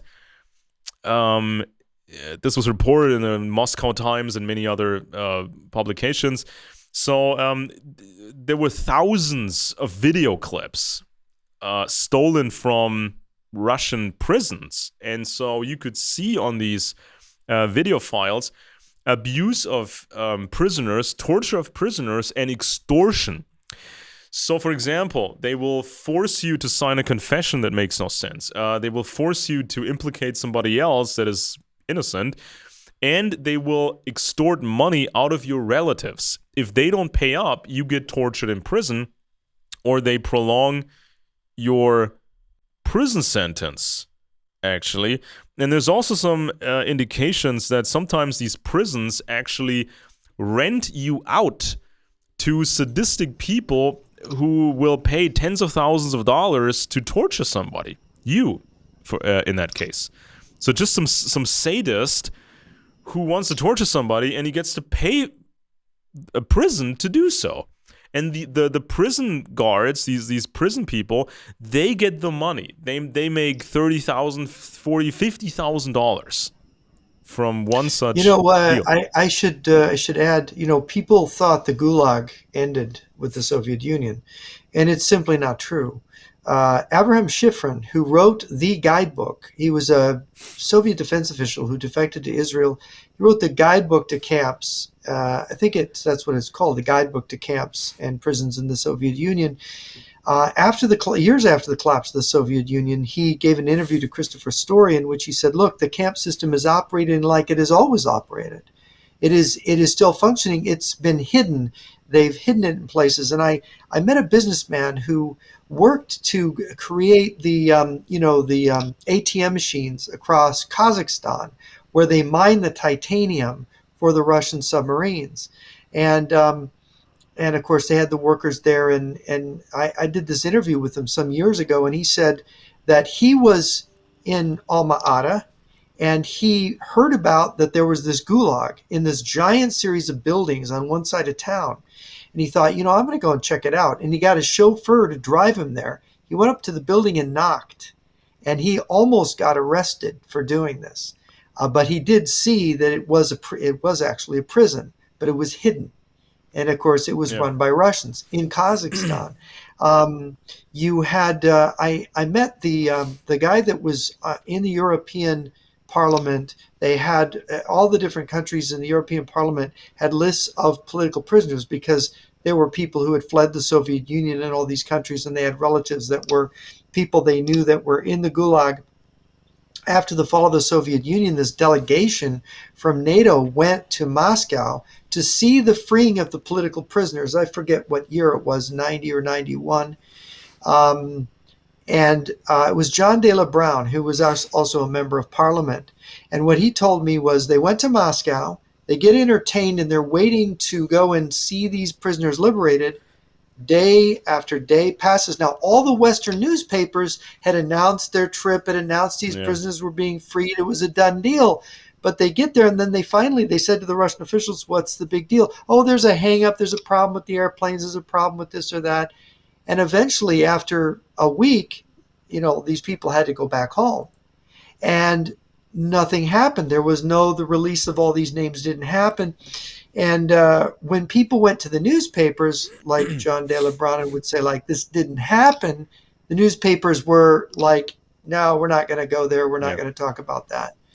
Yeah. Yeah, and also, if an American, if an American now believes all this stuff on the internet, and Tucker Carlson, Alex Jones, and all that stuff, that the Russians will liberate us from the oppression or the occupation of the so-called globalists.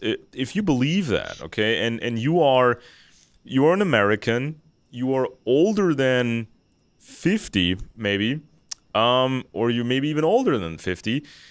You are obese, you have high blood pressure, you may be getting cancer in the near future. Well, guess what? The Russians don't need you. Okay, and they don't need you. They don't need other people with the same problems, and especially the elderly. People in their 70s and 80s. The Russians don't need them, and they don't spend any money on people they don't need. So there's all of that going on, especially in Germany. I mean, like these. I mean, people in East Germany right now. People in East Germany, to a large degree, believe all this nonsense propaganda. The Russians will liberate them. But these people in the East are very old, oftentimes, and especially the extreme right wingers over there. They're very old. I mean, I think the average member of the AfD party and the average supporter the average age is around 60, I believe, or maybe even higher. The Is that Russians. right? Oh yeah, they're very old people. Yeah. No kidding. Um, Huh. and so the Russians don't need these people. I mean, in Germany overall, we have like what is it? We have like 20 million people older than 60 or something, and we're an obese country, and we have blood That's pressure. 25% of the population. Yeah, because that became a problem during COVID, by the way, because we have so many old people. There's not enough children, and that's also due to Russian influence. The left influence during the Cold War.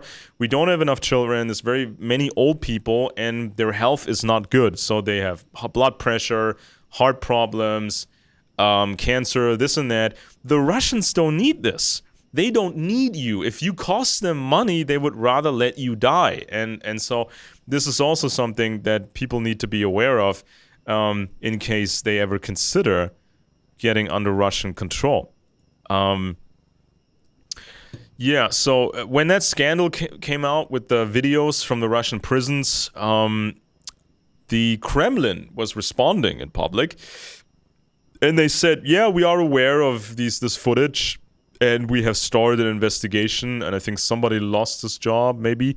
But for the leak, not for the actions, not for, selling prisoners to sadists or extorting money from the relatives of prisoners, actually. Yeah. And so,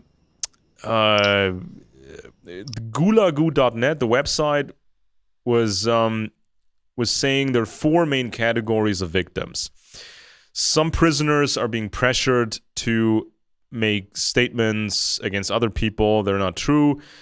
Sometimes it's sexual exploitation of prisoners, and these kind of categories.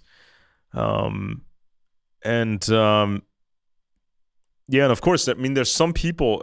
That baffled me always. Because I read so much literature about the Soviet Union and the dissidents in the Soviet Union, and some of these people, they were blissfully unaware of what they were getting into.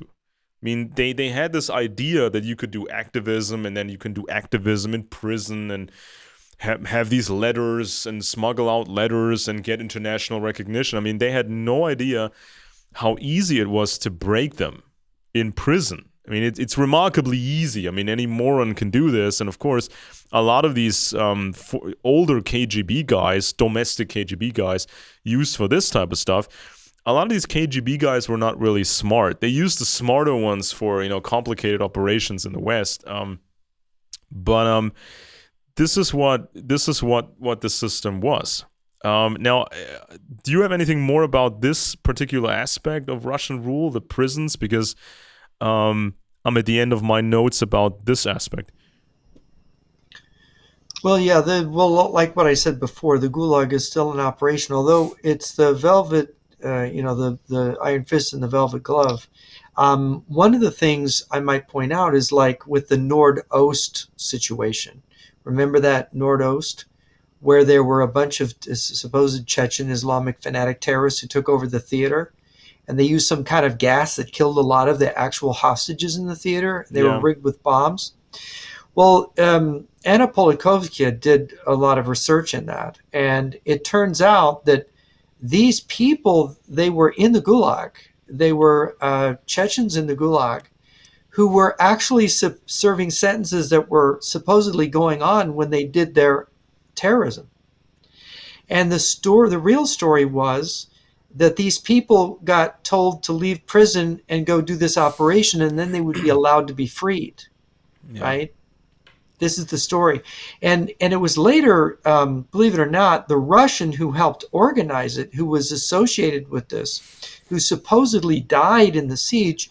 Anna Politkovskaya ran into him in Europe on a Russian.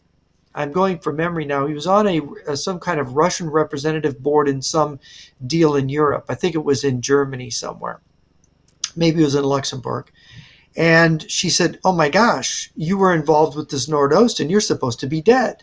And he said, "Oh no, it was an operation. I'm not dead, you know." I mean, Mm-hmm. this is one of the reasons that Polikovsky got a bullet, right? It Yeah. was like the whole event was fabricated, and they used Gulag prisoners, just the same way Hitler used concentration camp prisoners, Yeah. gave them Polish uniforms at that radio station that he staged that event before he invaded Poland, that Poland had attacked the German radio station. I forget the name of the place where that happened. You may know the name of it. But and then there were German leaders. It's in the memoirs of Walter Schellenberg, for example, and it's talked about by some of the witnesses at Nuremberg, this thing that they did. But they would actually stage an event using prisoners. So prisoners are expendable. And of course, now you know that with the Wagner mercenary group, they were recruiting people from the prisons to fight in the Wagner Mm. as a Wagner mercenary. And of course, in the old Gulag, it was the political prisoners, the Zeks, were the lowest. The criminals were put above them and could Yeah. kick them around. Um, and I think that there were a number of cosmetic releases of political prisoners in the late 80s, early 90s, and people from internal exile like Sakharov and his wife. But in reality, many of these people were kept. And then you go to what happened to Navalny in prison on the Arctic Circle, how he died. They say, he was punched in the chest and he had a heart injury from being poisoned. That may be true or not. I'm always skeptical of these stories because they always Yeah. exist. But the number of prisoners, we don't even know what these numbers are. But I was on a television program with a American judge, lawyer judge, who had gone to Russia. This was in around the year 2001. He had worked in Russia in the 90s trying to reform the judicial system. And off camera, I was discussing with him what he was trying to be diplomatic on camera and not really say how bad it was. And I realized this, and I spoke to him, and he said, look, they can't change their system. It's Soviet. The judges are Yeah. politically appointed. They know who they're responsible to. And if they say send this guy to prison, if the judge, he knows cases of judges that tried to be honest and the judges ended up in prison, right? Yeah. I mean the You can't, it's not reformable. Yeah. I mean the I remember Anne Applebaum's book on the Gulag system. I think that came out a few years ago. Now I mean uh, it's a scientific book. It's decent. And she made the point that others had made before, that nobody's truly free in a Russian or Soviet system. So even when you're not in a actual prison, you still live under prison-like conditions. So it's always just Yeah. a matter of what degree of prison status do you have. It's not like you're in or out prison. You're always inside of some kind of a prison system. And also, the Chinese will harvest your organs. So if a communist, Oh, yes. high-ranking communist needs a new liver, you will have an accident, or they will list you as an accident. You fell down some stairs or whatever, and they just take your I, liver. And I also should mention that there are elderly Vietnam War era prisoners that are believed to still be in the Gulag in Russia. And there's been stories. The late Joe Douglas wrote a book about this. The Russians, we know from defector testimony, Jan Shana in particular, that the Russians took a certain percentage of prisoners from the Vietnam War. For example, I think if I'm remembering right, um, some of them, they if they had technical knowledge of things the Russians were interested in, or they took them as test subjects as guinea pigs in experiments, because they wanted the American physique to actually conduct experiments to see how radiation or certain Yeah. biological weapons or chemical weapons would affect an American. So these kind of things would go on within the Gulag. And of course, as in China and North Korea, where they have hospitals where they conduct biological warfare experiments on prisoners. And you can bet this is going on in China big time. Yeah. The Russians also were doing this. So there isn't the prisoner rights are sort of a myth in a way. They pretend to respect the rights and the laws, but it really doesn't work that way. Yeah. I mean, after our show about Dugin and the occultists, I read a book on the German Nazi Ahnenerbe project. I should have read this before the show, but I just rediscovered that in my own library after the show. And so the Ahnenerbe was not just an occult project. It was also about biological and chemical weapons research. So this was tied into all these different products. They were testing stuff out on prisoners, really. And so, there was just shoving people into a specific cell. And then the person in charge would use these glass capsules, smash them on the floor, and quickly close the door. There was constant communication between these officials about needing new prisoners, and then they were complaining about the quality of prisoner material. They always called them material, because most of these prisoners they received for these experiments, they were malnourished. So the complaint from the scientists was that this is not a realistic experiment, because we want to know how a healthy German or a healthy whatever would react, and you giving us these skeleton prisoners, so please give us better prisoners. That sort of thing was rampant with Nazi Germany, and of course the Russians did the same thing. And also, when the Stasi was done, people found these devices, these radiological devices, that were used covertly on prisoners, especially dissidents. So the setup was like this: they would tell you they needed photos, prison photos of your face. So they would sit you on a specific chair, and there was a sheet of fabric behind you, which looked like a normal backdrop, and you would sit there and have your photo taken. But behind the sheet, behind the curtain behind you, was a radiological device that would just bombard you with radiation. And we know that specific dissidents later developed these crazy cancers. And that stuff can also be used out in the field. So without having anybody in prison, they had a whole list. I think it was called data talks. There were like 1,000 entries or more. Any substance that could make you ill or crazy, or make you disabled in some form, so you cannot concentrate, you cannot work, you're tired all the time. So this is also something they can do. So you're not in a physical, regular prison, but then you are in a prison of your own body, or in the prison of your own mind. The government can claim. That brings up the poisoning that goes way back. It's been written about that the death of George Orwell, for example. He was in a sanatorium being treated for consumption.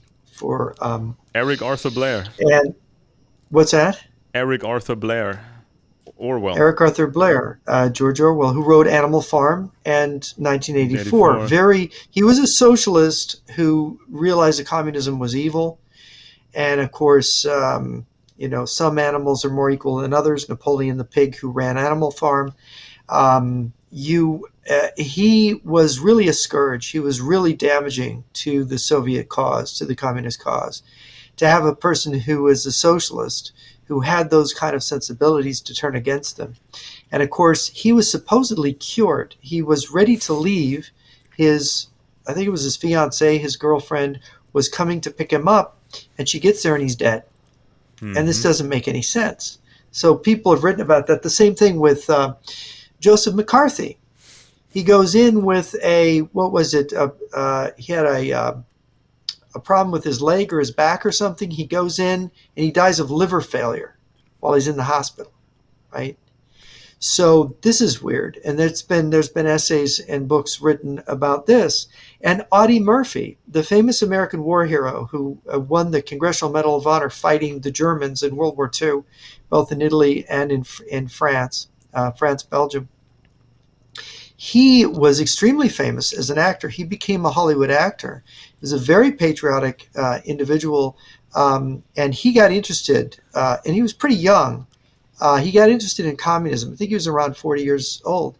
He got interested in communism. He thought that a proper anti-communist movement didn't exist, and he wanted to organize it. Yeah. And then he suddenly dies in a plane crash. Bang, Magic. right? So you've got these very significant celebrity type folks, George Orwell, Joseph McCarthy, um, uh, and of course Audie Murphy, just as three names off the top of my head of prominent, strong anti-communists who were suddenly taken off the board before their Yeah. time, very strangely, as it turns out. And I don't think those kind of things are accidental, because they do the same thing to prominent people in Russia. Alexander Solzhenitsyn is kind of an exception, and you kind of wonder why. But he somehow lived. He was released from Yeah. internal Probably exile in the because Gulag. he was too famous. Yeah, I might have been too famous, but also if you talk to Soviet people from that era, and I know a couple people that had them in their homes in the Soviet Union when he was on the loose there before they kicked him out of the country. He is not. Modern Russians don't relate well to him, Yeah. because he is a kind of religious traditional Yeah. Russian. So he writes in an old-fashioned style of Yeah. Russian, like imagine an old-fashioned style of German, right? Or Old English. He writes in I remember this kind of the different left, style. even the Yeah. left in Germany, giving him crap for that, for being right wing. Just make it all Yeah, about and that. so they realized that he was anti-liberal like them, that he was part of this far right that they would one day maybe want to exploit to their benefit. Mm. Because they were looking at their long range gaming that they were playing, and that they'd used the far right. They'd used the Nazis and the extreme nationalists, anti Semites, and so on before. And of course, Solzhenitsyn had been accused of being an anti Semite. And of course, if you read his 200 Years Together, which has not been fully translated into English, you see a very nuanced history of the relationship between the Jews and the Russians. So he was a very serious person, Solzhenitsyn, but who today in the mainstream West takes him seriously, right? Yeah. He was never the same kind of threat that a George Orwell, or that a popular politician like McCarthy, or a famous movie star like Audie Murphy, even worse, right? In Yeah. this age of the cinema, would be a threat.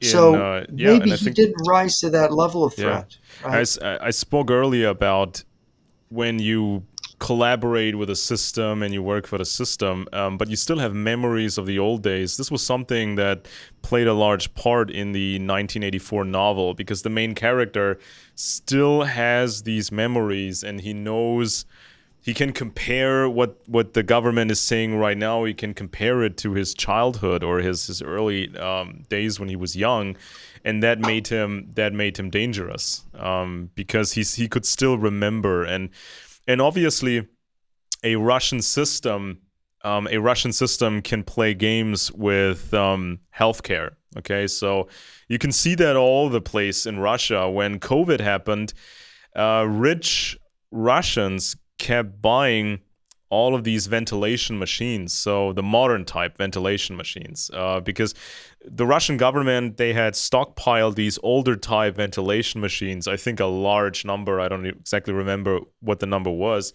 So they're these older mechanical types, not microprocessor controlled and everything, but so they still stockpiled those for biological war. But these rich Russians, they would just buy the new fancy machines and take them off the market. And of course, if you are a player in the system nowadays in Russia, you get good health care. You will be treated either inside of Russia, or you just fly to another country, get treated there, and then fly back. But it's not the same for the general population. And if anybody comes under Russian control, on American soil, European soil, you can expect these games to be played with healthcare. If the system doesn't like you, or they don't need you, good luck getting adequate health care. And Right. Well, yeah, it's rationed. Healthcare under that system is rationed. And then there's the people that are poisoned by the system, Navalny being one who had to get treatment in Germany. But you had Viktor Yushchenko, who was poisoned with dioxin during the presidential race in 2004, led to the Orange Revolution. And I actually spoke to the doctor years ago that treated him. He was an American doctor. He had to be treated outside of Ukraine, just like Navalny did, to get the proper treatment. And of course, it pockmarked his face, Yushchenko's yeah, face. It greatly damaged his health. And of course, what one Polish journalist who spent time interviewing in private Yushchenko's wife is that the wife was able to express the terror that they felt as a family, as a couple, about this event, how vulnerable you are. And of course, what a lot of people don't know is that they believe the poisoning of Yushchenko took place at a dinner at which the deputy head of the SBU, that's formerly the Ukrainian yeah, KGB, yeah. was present, and he was believed the one to poison him because afterwards he fled to Moscow, where he was given asylum, and the Russians wouldn't allow the Ukrainians to extradite him as a suspect in the poisoning of the man who became Ukraine's president out of the 2004 elections ultimately. And that's just one example of poisoning. But another example of poisoning with the health system, the Kalashnikovs. And there was a Dutch documentary made about the Kalashnikovs, and I knew them. Victor did work for my website, jrnyquist.com, my previous one, and gave me a lot of insights. He was a KGB colonel, worked for the First Chief Directorate in Vienna. He was a German expert, and his wife Marina was a historian. And they told me it was around, I think it was 2010 thereabouts, that Marina said, "We've been poisoned." And they didn't know what it was, but they had itching, they had all kinds of symptoms, and she was rather hysterical. She was almost like out of her mind. And I actually got her connected with the doctor that treated Yushchenko, and on a group phone call. They were in Moscow, and of course I was in the U.S., and so was this doctor. And of course, the problem was we noticed there's psychiatric symptoms, right? She's kind Yeah. of crazy. Well, it turned out they managed to get to Germany and get tested. And guess what they found? Massive amounts of mercury in their Mm, bodies. And that's why she was crazy. If you get such a a lot classic of Merc. mercury, yeah, mercury will make you crazy, right? Mad as a hatter, because hatters use Yeah. mercury in their trade, and they absorbed it through their skin, and they became, mad as a hatter. That's where the expression comes from. It's overexposure to mercury, which is a dangerous heavy metal that can get into your brain. So poor Marina, now they both were poisoned, and they believed they were poisoned in their home through the air duct system, through the heating system of their home. That's what I think they suspected. And to see them in the documentary, it was interesting to see them. Now, what happened? Now, here's the thing: they've escaped with what little money. They're freelance writers. They're trying to live on that. They're living in Germany. She gets cancer then ultimately. And the doctor Mm-hmm. said they believed this mercury was laced with, there was a radioactive element originally that then had Yeah. then been pushed out of their bodies, but had a radiation exposure. Well, she gets cancer, this runaway cancer, and they can't afford medical treatment in the West. They have to go back to Moscow, from which neither returned. And I think it was 2013 she died in a Moscow hospital. And of course, Victor's complaint was there's no public bathrooms. In the basement, maybe there's one, and Yeah. there's this huge line. But I mean, again, even in Moscow, where life is better and the quality of everything is more like the West, it's still awful. But this is an example, and there was no treatment for her. She knew I spoke to her the week before she died. She was in a horrible state because she knew there wasn't going to be any treatment. And she Yeah. knew the government had poisoned her, basically. Yeah, and people need to expect to pay bribes for everything under Russian control. So, you want your kid to go to a not so horrible school? Well, you gotta pay a bribe. You travel for more than 50 miles. Well, you will be stopped along the way, and cops expect a bribe. You want to get a permission for a building? Pay a bribe. You want to get medical treatment, or for somebody in your family, pay a bribe. The doctor will not come to see you unless you have some nice shiny bills of currency on you. It's just that kind of a deal. Yeah, and it's Um, ironic because this is what the irony is, that in a communist system is more ruthlessly about money and about yeah, trading favors because and nobody has bribery. anything, so bribes take a bigger have a bigger meaning. It's Yeah, just yeah, and so it's like I remember it very humorously. Colonel Stanislav Lunev, the GRU defector, said to me once. He said America's really the Marxist paradise. Everybody lives so good, and the poor yeah. are taken care of, the sick are taken care of. But he said in Russia it's dog eat dog capitalism, right? In the Soviet Union, it Yeah, and was of really the course, dog eat of dog, course, which is an everybody. irony. Yeah, of course, in a Russian system, everybody's competing with everybody. So if you want that job, if you want to rise up the ranks, you're gonna have competitors, and these competitors might use dirty tricks against you. So it's like this situation where you're running into trouble just by competing in a job on a professional, in any sort of profession. You make enemies. You have enemies, or you rise up the ranks and you just you insult somebody higher up because you're pointing at waste. You're pointing at things being too slow. Then you've made an enemy in that system, and there's no lawyers to save you. There's no press to save you. There's no activism to save you. Nothing. And also and also when you look at the Soviet era, it didn't matter how high you were in the system, you could disappear overnight. I mean, this is what would happen for such a long time. I mean, especially in the Stalin era. And you mentioned all these details about, Stalin wanted to have another purge at the very top, but they took him out first. I mean, even, guys like Beria, I mean, everybody felt threatened all of the time. So you always have to watch your back. Every day, everywhere, it's Moscow rules.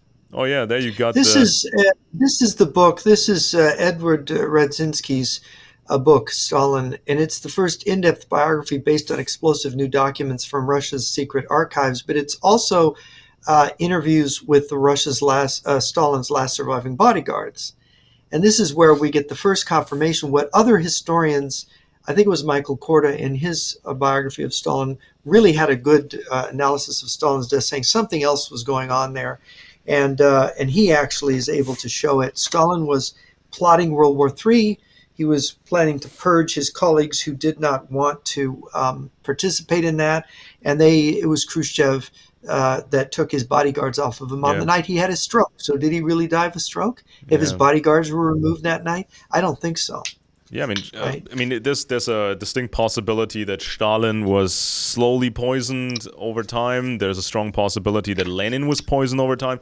If it can happen to Lenin, it can happen to you. Okay, so you're making a lot of enemies, and there's not much wealth to go around. So there's only very, very few spots that are pleasant in a Russian style system. Yeah, So you're fighting and for there's the a yeah, there's a book on North Korea, on the famine in North Korea that's claimed more than 1 million, and this is a communist country, dead in North Korea, talking about, there's no birds in North Korea because the people ate them all, right? yeah, And because they're starving, they're going to eat birds and rats and anything that moves, and bugs. And one of the sad things, when you, at the beginning of the book, the lady that put it together said that the great tragedy is that the kindest, best people died first in a famine in a yeah. communist country because they give their food to the children.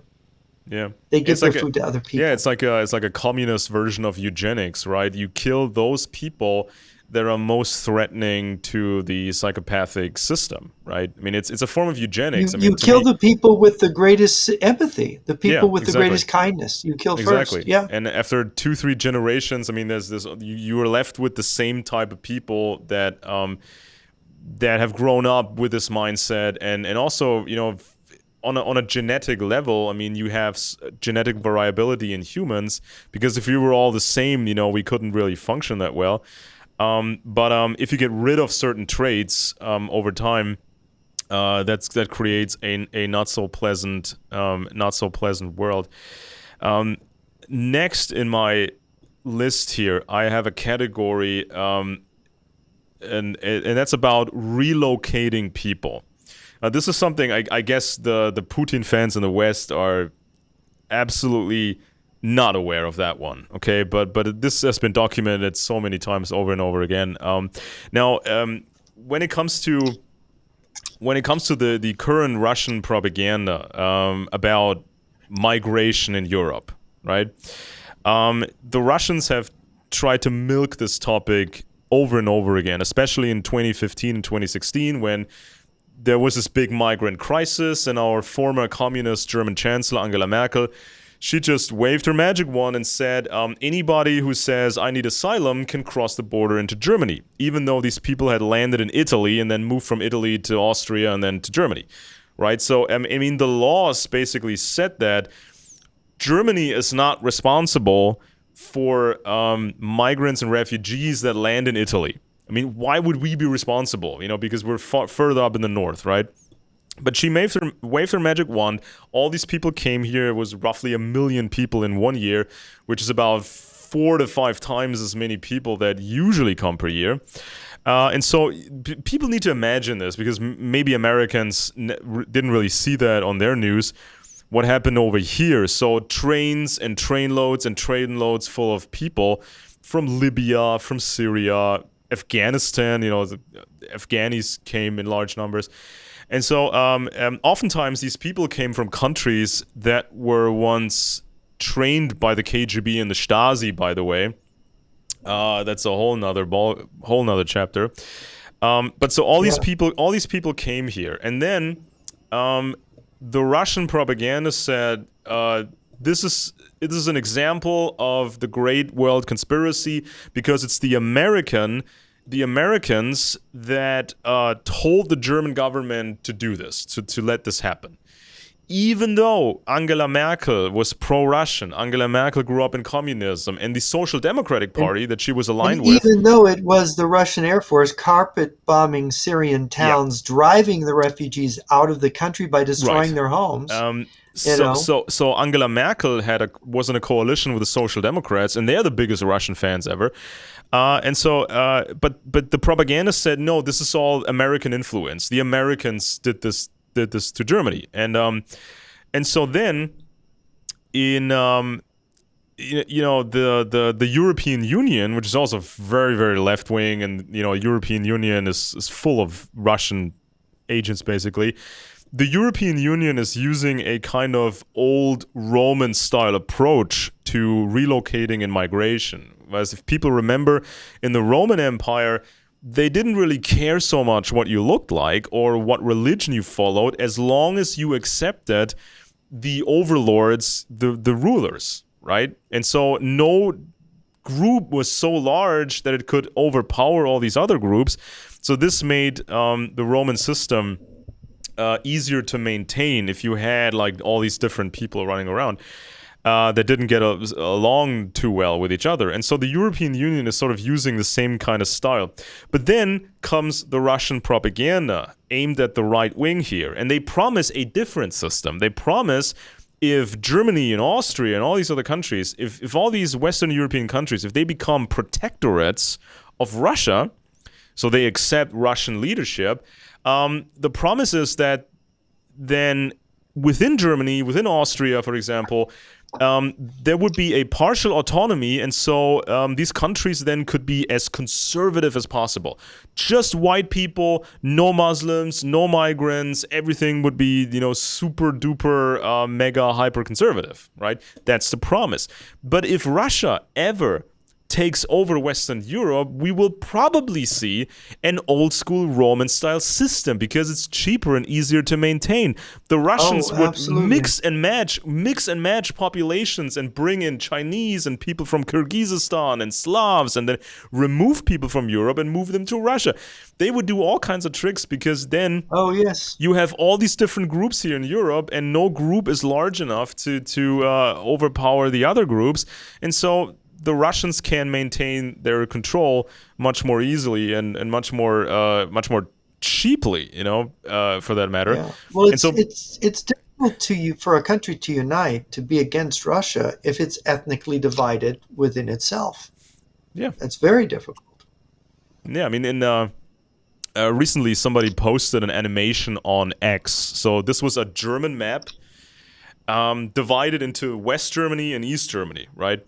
And so they were flickering through all these different graphical representations of statistics, current statistics. So they were showing U.S. military facilities. They're all basically in the West. They were showing major corporations. They were all in West Germany. They were showing Muslim migrants. They were all in the West.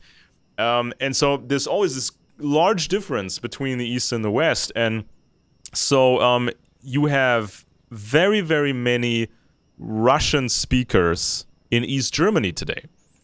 So these were people that, had ancestors that at some point moved to Tsarist Russia, were treated like crap, then were treated more like crap under communism, and then when the wall came down, these people were allowed to come back. So some of them, they look like Germans, some of them, they look like Russians or, in between.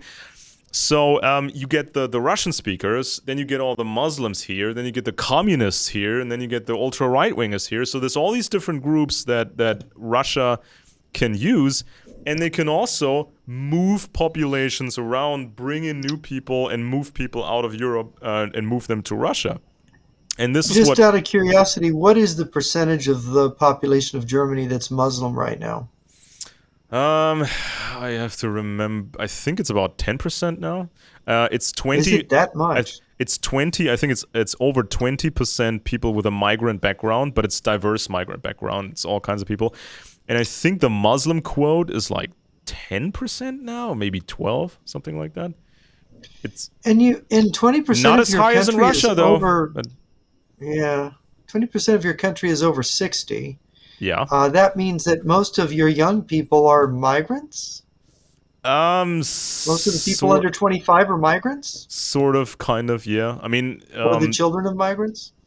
Well, I looked at the newest books on demographics, books like Empty Planet, for example, and they talk about how even Muslim populations are declining, especially in Europe, but also the entire Muslim belt from North Africa to Asia. So some Muslims, they actually expected to have 20 children or 10 children each, and they will take us over and whatnot. But somebody hit the brakes, and put the brakes on, and it's not like it's going to turn into an entire Muslim country. Somebody is watching these numbers. Modern Muslims are dropping away from the faith or discovering the Western way of life and are basically not having as many children then. Yeah, because having children is an economic risk, and it's stressful, and all this bureaucracy involved, and it's always about. I mean, these researchers, like in the book Empty Planet, they basically nailed down all these different factors to make a population smaller or even make a population collapse. And the number one, I think the number one factor is educating women. Yes. If you influence the women, you basically won that game. But there's also economic pressures, and there's also a decline of religion. So Christians used to have more children, conservative people would have more children. And sometimes in different places, even bad economy will not stop people from having children. But if you have a bad economy and you educate the women, that changes everything. So it's like people are watching these numbers, and I think that within the European Union, they have certain goals. They have certain goals set, and once they hit those numbers, they hit on the brakes massively, because they do not want a massive Muslim group here that can have too much influence. They want the Muslims group big enough to to have a certain effect, but not too big. Okay, and so with the Soviets, you saw moving entire segments of the population around, just deporting the Crimean Tatars or whatever they were called, just moving Russians to the east of Russia where nobody lives, or confining people who have contacts to the west, confining them to Siberia or some other barren land where there's nothing. And so this is something that was very important in the Soviet Union. And back in those days, there were almost zero Muslim migrants in Soviet Eastern Germany. So they had a few workers there, but they had no rights. They couldn't really pray during work hours. They were treated badly, and so that was a strategic decision.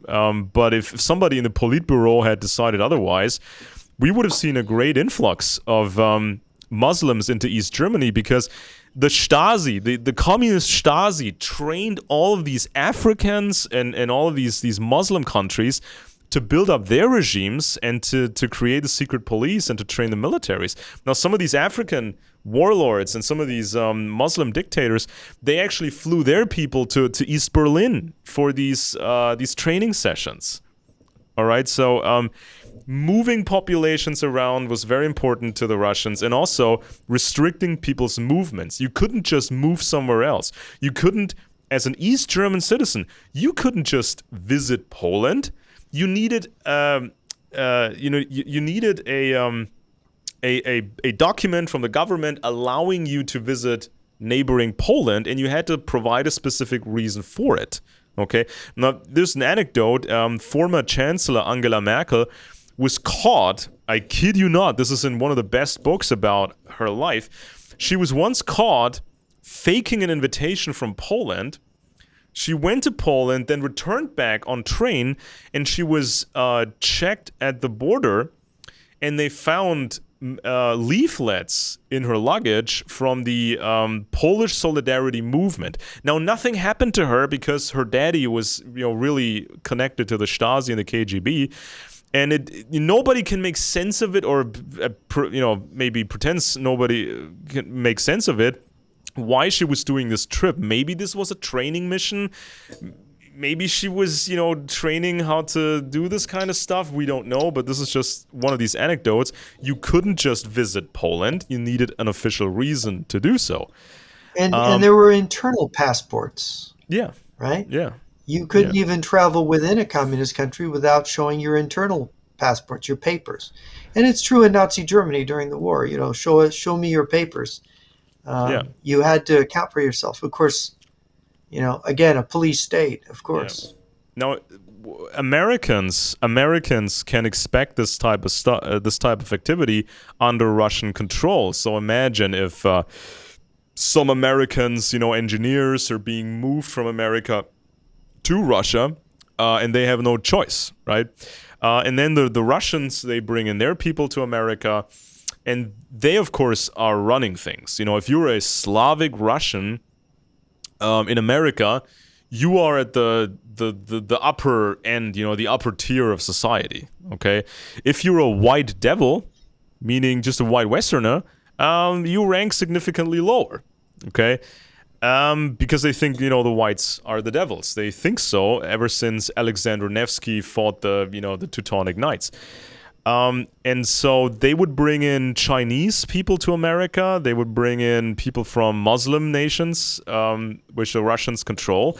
So you would see all these kinds of new people. And over time, this American population under Russian control, this population would become very, very much different. They could also invite Mexicans loyal to Russia and just mix and match. So the white people would become a minority, or they would become just one group of many. So maybe you Well, end up, whites are a minority in California yeah, as of more yeah, than 10 years ago. But I should say, this is Colonel Stanislav Lunev, the GRU defector who spoke Mandarin and worked in Russia. He said that in 91 and early 92, they negotiated like a military alliance between Russia and China and an intelligence alliance to share all intelligence, to combine all operations in the United States, and to have them jointly done. And he said that the ultimate plan was to take over North America, with Russia getting Alaska, parts of Canada, China getting lower 48 states, and other countries invited in for looting rights. And then you got the speech that happened in about 20 years ago, 21 years ago now, of Chi Hao Chen. He was the Chinese defense minister, and he affirmed that there was this kind of agreement. We traded land in the north for Russia so we could secure the land we wanted, which is the lower 48 states, to build a new China. And he said we have to exterminate the existing American population. He even talks about exterminating Chinese Americans because they're Americanized, that they might not be able to make yeah, them into communist Chinese. And so he talks about this extermination. He talks about using a biological weapon to get rid of 100 to 200 million. That's just getting started to eliminate the whole 330 million.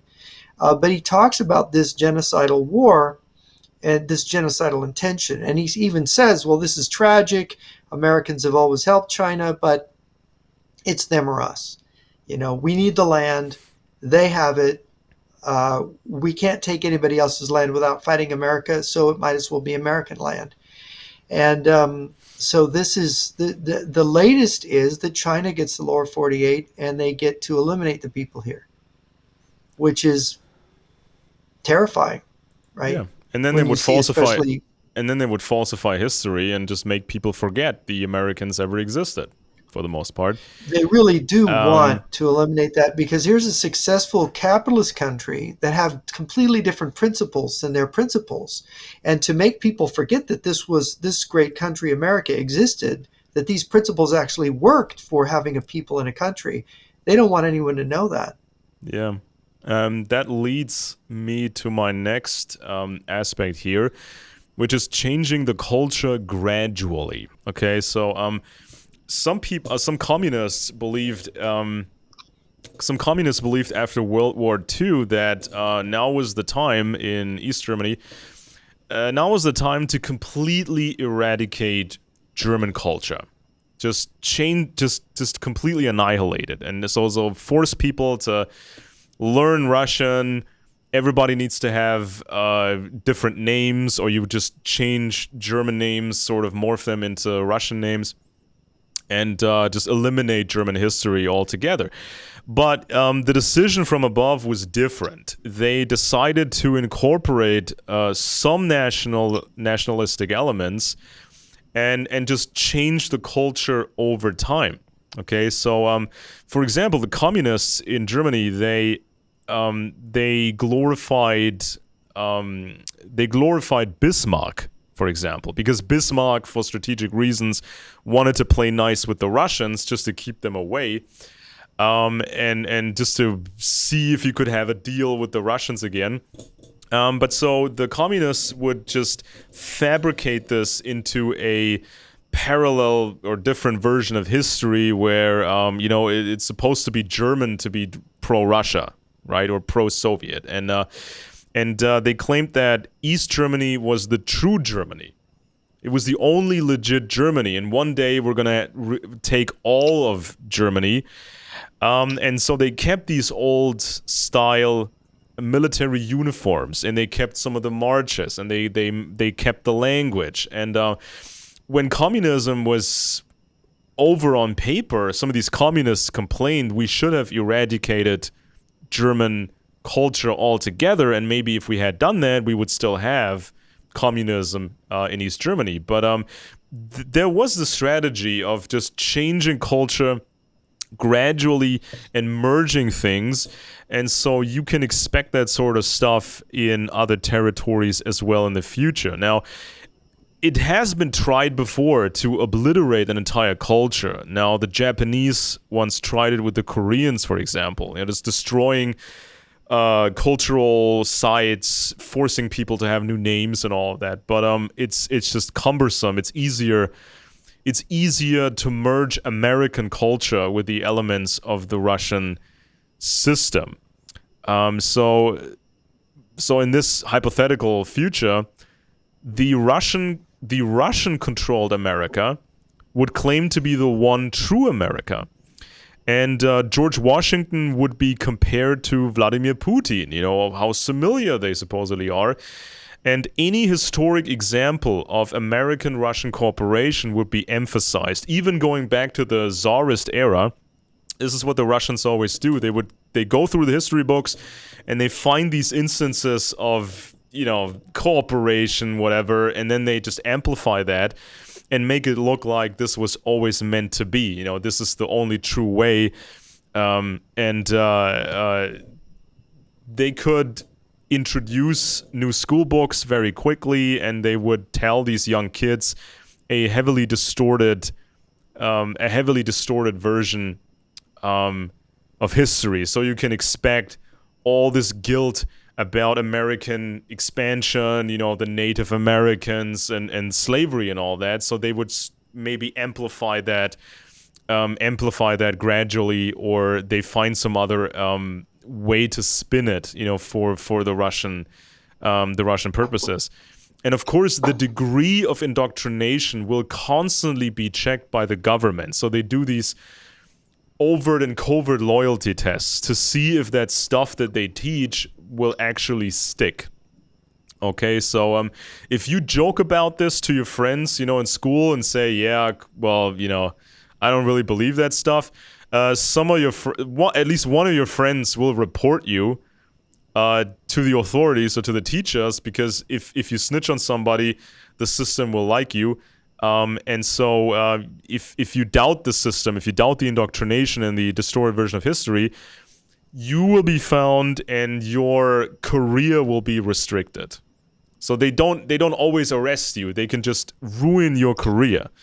Now, there was this incident with former German Chancellor Angela Merkel when she was a young student at school. She had really good grades, and it was practically a given that she would go to this prestigious university and work on physics, advanced physics. But her graduating class, they were given a last assignment. They had to do this sort of improvised stage play. So they were given the task of coming up with some sort of pro-communist stage play, and they made a bit of a joke out of it. They weren't calling for revolution. They weren't calling for a nicer form of socialism. It was just a bit tongue-in-cheek. And this caused such a scandal that they almost all lost access to university. I mean, this could have prevented Angela Merkel from visiting university, but because of her powerful father, who was connected and was supposed to bring the church under control, she was protected, and so she could go on to university. But I think some kids were not so lucky, and so they had to find some other job provided by the government, and they could not rise up in the system. And also, on a religious note here, the Orthodox Russian Church would probably become a major thing in Russia. They wouldn't outright force it onto anybody, but you would quickly notice that in order to progress in the new America, or part of America, in order to rise up the ranks, you need a membership in the Orthodox Church, and you need to visit the church on Sundays, and need to partake in all that stuff. And so this is when people will start to convert. for career reasons or some other reasons. And other churches in America would also be under control, especially the Catholics could be linked to the Orthodox Church because they both have a direct line back to the Roman Empire. Now, the Catholic Church is Western Roman Empire, and the Orthodox Church comes from the Eastern Roman Empire. So this is something.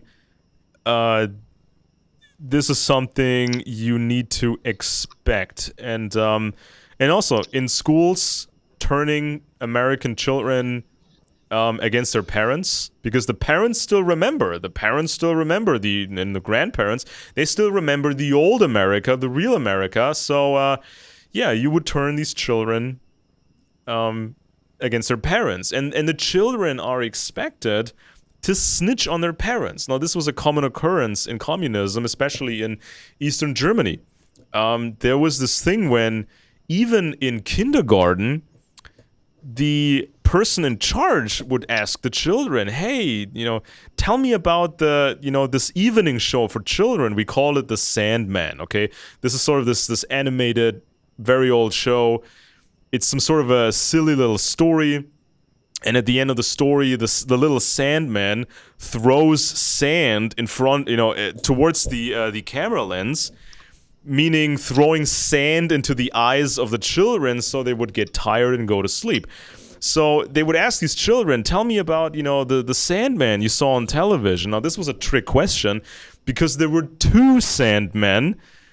The capitalist Sandman from Western television, and there was the communist Sandman from the Eastern television. Now, if the child talked about the Western Sandman, then of course it was clear that the family was watching Western television, which was of course illegal. And so, this is something you always have to expect when you come under Russian control, that they would change the minds of everybody, and especially the young kids. And of course, you have to be part of the new children organizations, right? Because then there may not be a direct pressure for kids to join these new youth organizations. But if you don't join, you don't get to see these other children, and you can't have a career, right? So people just comply. They just become members of these organizations. And it's about glorifying Russia, basically. And it's about glorifying this new system that you live under. Yeah. Yeah. Well, we're just about out of time, and I want to thank everybody for joining us. I'm Jeff Nyquist. I'm in the United States. With me has been Alex Benesch in Germany, and we've been discussing how communism and life under Russia really works. And of course, we touched on the State of the Union address by President Biden, very demagogic in the new Marxist way in the West. And anyway, I hope everybody has enjoyed this, and we will see you next week at the same time.